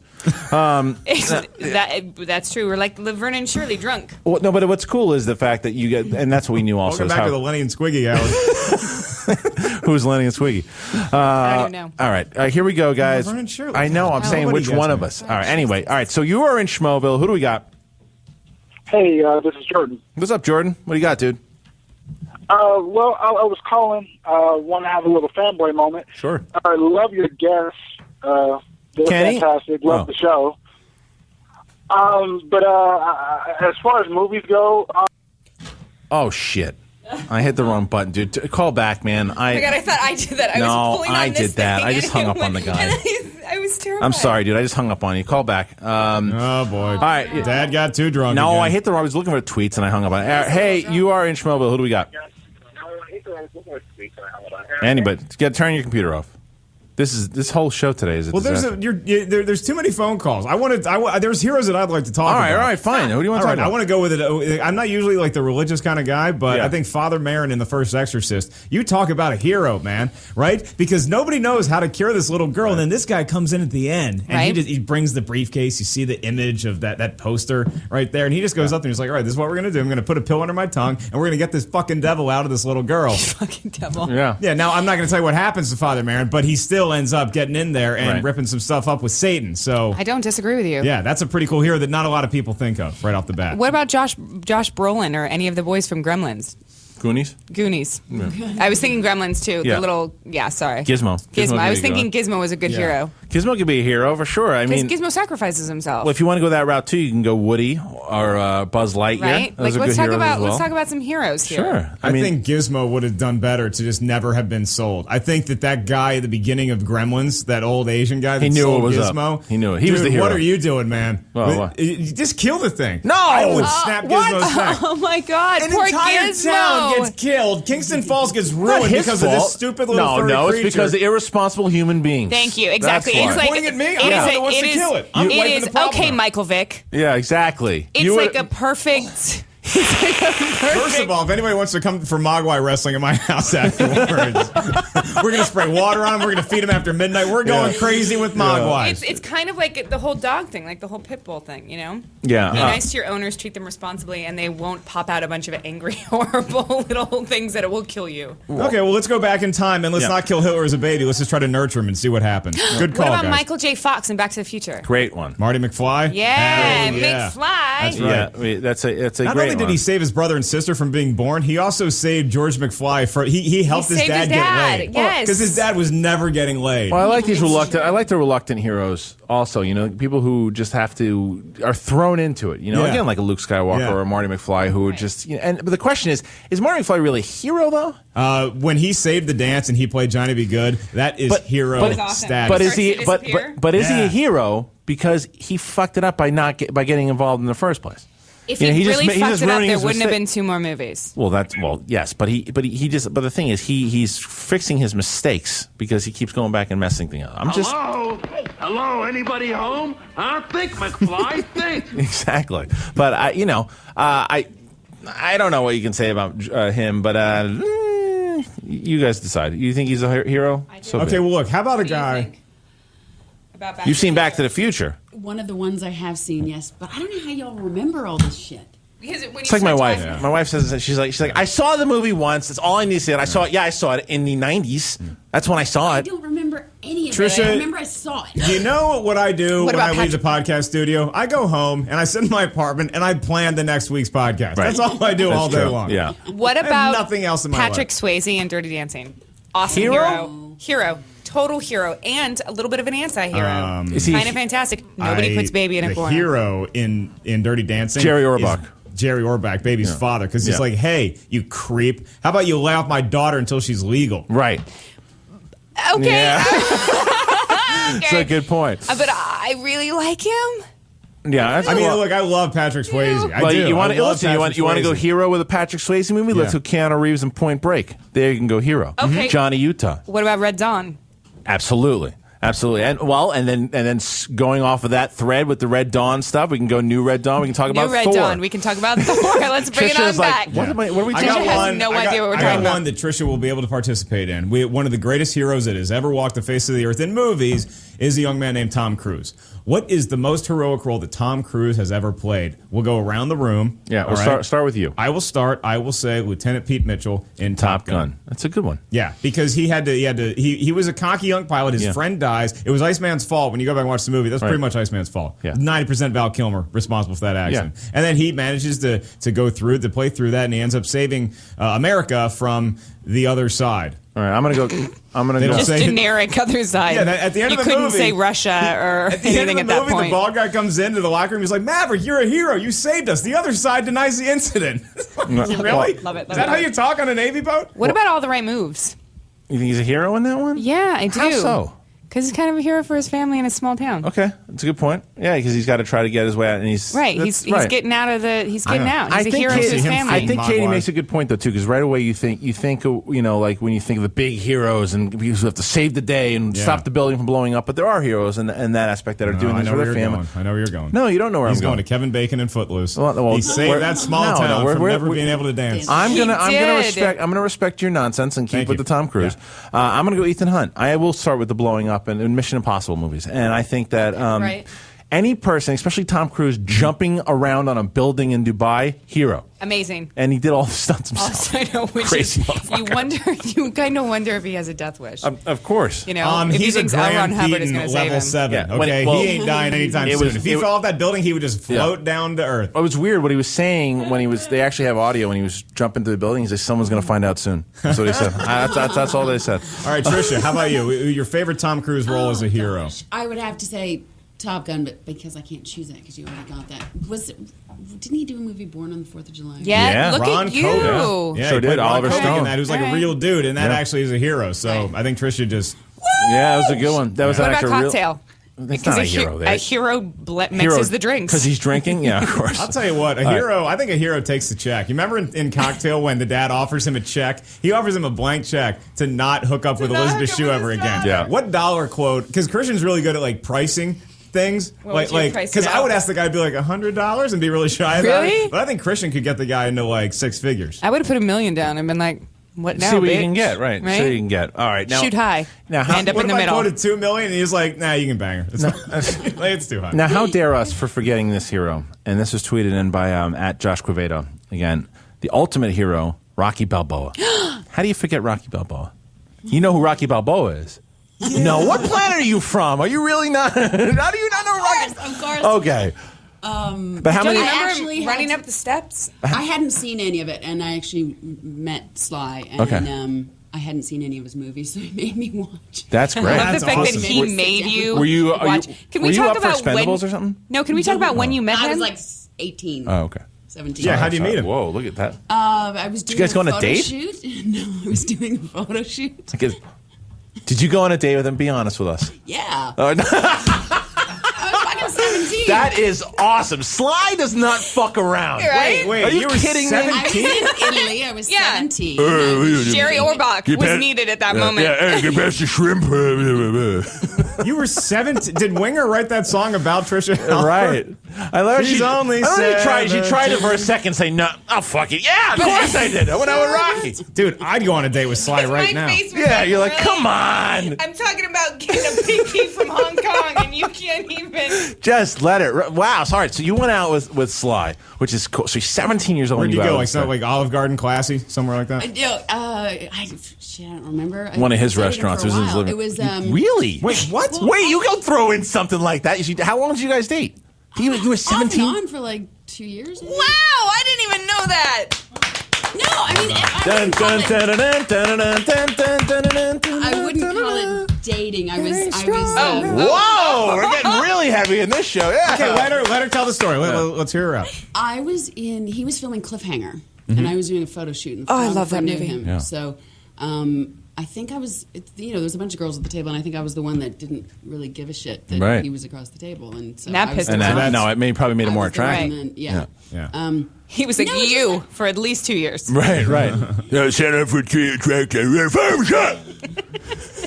No, I mean, it certainly wasn't. I was never one of those girls like, oh, you're famous. Right. Well, because you'd never seen any of his movies, so you didn't know who grew that up on was. a farm. She didn't even have a TV. I noticed when Tricia came in the studio, she wasn't intimidated by you or me at all, Kristian. No, Katie's like, you want to do the Schmoes Know Show? Who the fuck is that? Yeah. She had no idea. No, of course not. That's really cool that you dated She's Sly. like, That's awesome. Yeah. She's like, what are you doing? Yeah. So, all right. So, Christian Bush from Sugarland. Very nice. Very nice. So yes, Rocky would be a hero. Yes, absolutely. Wait. He's a hero to me now too. I don't know that Rocky. I don't know that Rocky in the first one is. Rocky becomes more of a hero as the series goes on. Because by Rocky 4, he's literally defending America. He's ending the Cold War in Rocky 4, right? But in the first one, it's like he's a dude. He's an underdog. It's a great underdog story. He's a hero to his kid. But it's the same way. I don't think Rudy's a hero. You don't think Rudy's a hero? No, I don't think Rudy's a hero either. He's an underdog, and he made the team at Notre Dame. But I don't know that he's an inspiration, but that's also but a hero. A hero saves people in danger. Nah, see, that's a misconception. I'm with him. That's a misconception. A hero is someone that you can defy odds. Someone that you can look up to him, and someone that can get out of a certain situation and no matter what, don't quit. And to make inspirational and a hero. And Rudy was when definitely you put them in a movie context, it's like I think Robert Griffin III's a hero, but I don't in a movie. I would much rather see Arnold Schwarzenegger. You know, the Ned Beatty give him some shit. I think Tom Hanks in Sleepless in Seattle. Hero? Yeah. You got really obscure. Hero to his kid. You defended Cruz and all the right moves pretty because well. He's a hero to his kid. His kid wants him to be happy, and he actually takes one for the team, and he's like, all right, I'll give it a shot. Let's do this. All right. Okay, is Tom Hanks in Castaway a hero? Absolutely.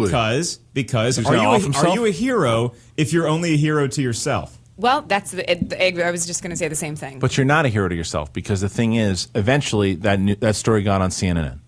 It will be an inspiration to other people. Okay. What? Yeah. So that's the thing is, eventually that story got out. If he would have, I'm in philosophy class. It's in the college truth. All of a sudden, you know. All right. Now, what about Christian Bale in American Psycho?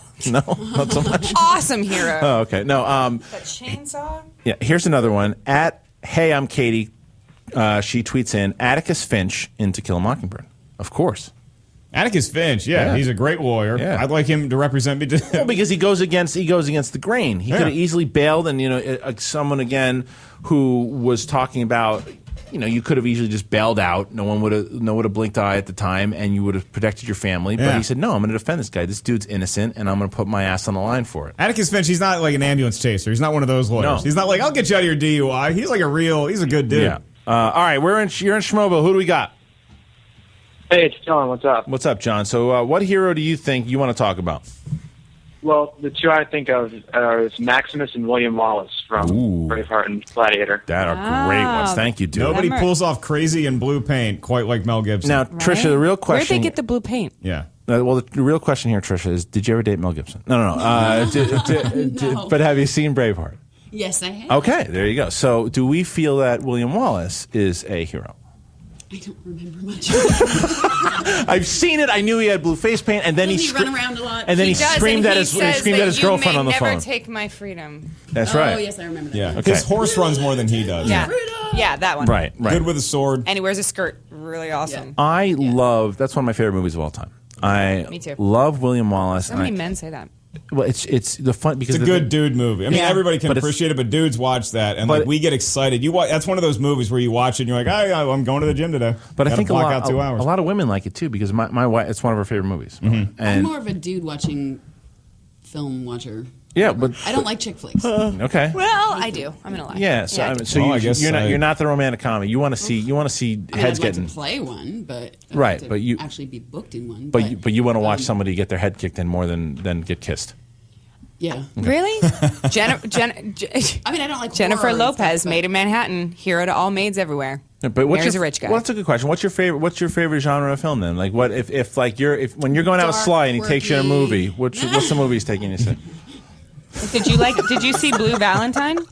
No, but that would be my type of film, I think. Blue Valentine? Oh, God. Okay, so you like, so that's not... Requiem for a Dream or Requiem of a Dream. God, so you want to kill yourself right after. You like that dark shit. Dark shit. So you liked American Psycho? Yeah. Then. Okay, Chris. Well, I like the book better, but I mean... Look at you. And she reads. Yeah, and I like... She reads? Who is this robot? Who is this girl? She's a Cylon. You like Game of Thrones, though, don't you? I've only read the books. I've never seen the show. But the books are like... Oh, they're amazing. So you don't even know who Jamie Lannister is. This is our expert on Game of Thrones. Hi, my name's Ken. Okay, take it easy. So let me ask you a question. So she's read all the books. Mm-hmm. Now, how different are the books from the show? Book 1 is almost identical. The book 2, the TV show, I think improves on. Actually. Okay, please stop touching my leg. I'm not her. But how in 10 episodes can you get through 1,200, 1,300 pages?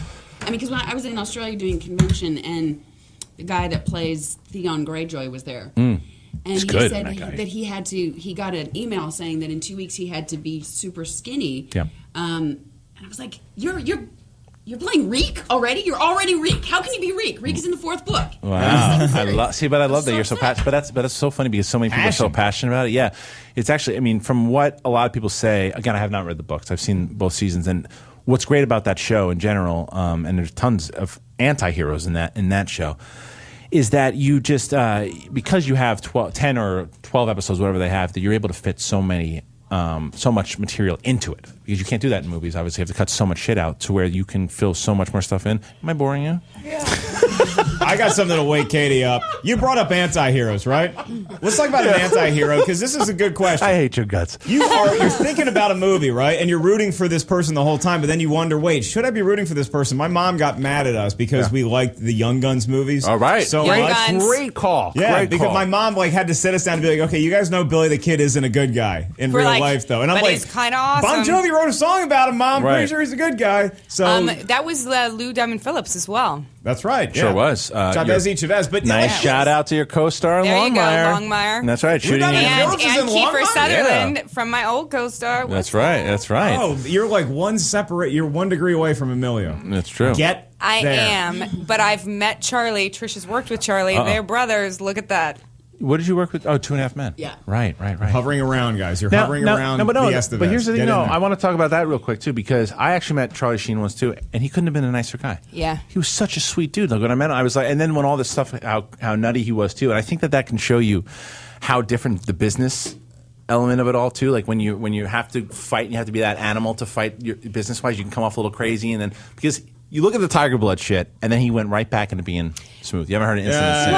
I think he's pretty. I think he's out of it when he has to be. But I think that he this can rein it also in. shows what alcoholism and drug use can do to you. 100%. I think he's very talented at playing pretend, but I think like when he's off camera, like I think he's a nutcase. Dude, I'm telling you, Like, and you can correct me if I'm wrong, but from when I met and have a conversation with the guy, he was really nice. He was a super cool dude. He seemed like he knew what was going on. He didn't seem too crazy. You have a wife and a daughter. Will you trust him sleeping on the inflated bed in your place? but No, I mean I did 3 episodes, and the last episode he was dead. It was the first episode back. Cool! Wow. But and I had one line, vaginal Really? warts. But so the 2 episodes I did with him, he was. I mean, I had no issues with him at all. And he didn't come off creepy or anything, too. No, he came off very professional and but I wasn't there. He changed most, but I wasn't there when he had his meltdown. Like that was the season before. Right, but I think it was a business. I think it was a business tactic. But again, that's just me. Take it out. All right. If you look at him leading up to that, I mean, he was getting really. He was on something because all the episodes leading up to it, he was looking sick. He was not looking. Yeah, good. I know. And even when you saw Wall Street too. He did his little cameo and looked terrible. But all right. So root for Billy the Kid more than Charlie Sheen. Right. All right. Let's take another phone call from Schmoeville. See what they got on the hero tray. All right. You are in Schmoeville. Who do we got? Hey, this is Chandler. Hey, Chandler. What's up, dude? Hey, you're covering the topic of heroes today, right? Yes, sir. I wanted to ask a question of you guys. Lately there's been a really big boom in the superhero movies, and I've kind of wondered if society has a play in this for the recent popularity of heroes. I've been thinking in real life lately, we haven't had many real life heroes to look up to, so I'm wondering if in America subconsciously we're looking up to these fake heroes all of a sudden. That is a great, deep question. Thank you, sir. I need a recap. Oh, you didn't hear shit. No. All right. So what he was saying I was was looking at my phone, and then all of a sudden I realized none of you guys were talking. I'm like, wait a minute, something's going on here. So he called in and said that because the superheroes right now, there's so many superheroes, and there really are not a lot of heroes in America in general. Is that like in why? real life? Yeah. Is that why we are looking up to like these superheroes, whether it be albeit Iron Man or Hulk? Or is that why? Because that's why they're so successful. Because Sarah Palin didn't work out. No, I think with the news cycle now, I think that there's more like trashing going on in the media too. Like back because comic book heroes been around forever, but you could also put like a soldier on the front page or something and have kids like look up to that guy and be like, oh, that's a hero. Right. And for whatever reason now, it's just not viewed in the same light, which maybe it should be, but it's not anymore. Yeah. So because people debate whether a war should be fought or like nobody was debating whether we should be in World War II like they do today. So all right. Now I need help from Schmoeville. Here's Did I what just make a point. God, I need a nap. Here's what I know it hurt my head just listening to you. Here's what I need you. Love you. You're vicious this morning. You know that, right? It's because I have a headache and I'm hungover, and the beer did not help. I think I need a burger. Okay, listen. So, guys, this is what I need you to do at Schmoeville. So we're going to take care of this contest. Who do you think won the Twitter war Josh McCouga or Ken Napzok. I want you to tweet in right now. Whoever gets the most is going to have a very special prize that I'm going to announce before we go off the air here. And then make sure, again, you look at the Amazon links, the Gamefly, the Ripped Apparel stuff. All that stuff, check that out. And before we take off, I want to talk to Katee and Tricia real quick about their Acting Outlaws. Katee had talked about Acting Outlaws on our first podcast that we ever did on episode 1, and Mark asked Tricia about it at Anaheim Comic-Con 2011. Oh, is that what I asked? Yeah, I asked about the motorcycle thing. That's right. So what's going on with it now? Do you guys have a DVD release of it? I don't know. What do we have coming up, Tricia? We have the documentary is on for sale on our site. Cool. Digital download. Actingoutlaws.org. Yes, actingoutlaws.org. Org. That's professionals. And we have a 2013 calendar coming out that we just shot. Oh shit! Very cool. So that's the one you told us about, where you have no clothes on and she does. Right. Okay. Where neither one of us have clothes on and we're in the same shot. Oh, okay. So every month it's a different picture. Every month is a different picture. There's 15-month calendar, so 16 Why do they do that with calendars? Why don't they just give you a year? Why do they give you like an extra 3 months? Because we want to be able to fit as many in as possible, and it's more about the photos and less about the time. Oh, yeah, more photos then. Yeah, I'm not going to complain about that. Oh, yeah, that's okay. Yeah, holy, I'm buying that calendar. Yeah. Holy God. Yeah, all right, so we'll put a link when we put this up on our YouTube channel and on the rest of the podcast stuff. Tricia's boob was almost in my mouth. Really? Really? Okay. Well, I'm taller, and she was. Yeah, and I was. Yeah. All right. Well, so what does that have to do with riding motorcycles, though? Is that just what chicks do at the end of a long day of riding? You're like, I just got to feel another vagina. There are some bikes in some of the shots. It's just the calendar's kind of a little bit more just us being us, Right. So there's some beauty shots, there's some bike shots, we got approached to possibly do like a calendar, and we realized that we would own so little of it that we decided to do it ourselves and own the whole thing. So and then give some money to charity. That's very cool. What's the charity? We're working on it. We know what Towns it is. Have been affected by mogwai infestations. Yeah. Well, where can actingoutlaws.com? Is that where? .org. Yeah, .org. Okay, so check that out too. Tricia, what else? What do you got coming up that these characters can watch in, see in, listen to you in? A bit fat. Nothing right now. All right, that's good. I'm starting an indie film. And you just finished one too. I just finished. I just played with Sigrid Hagengut.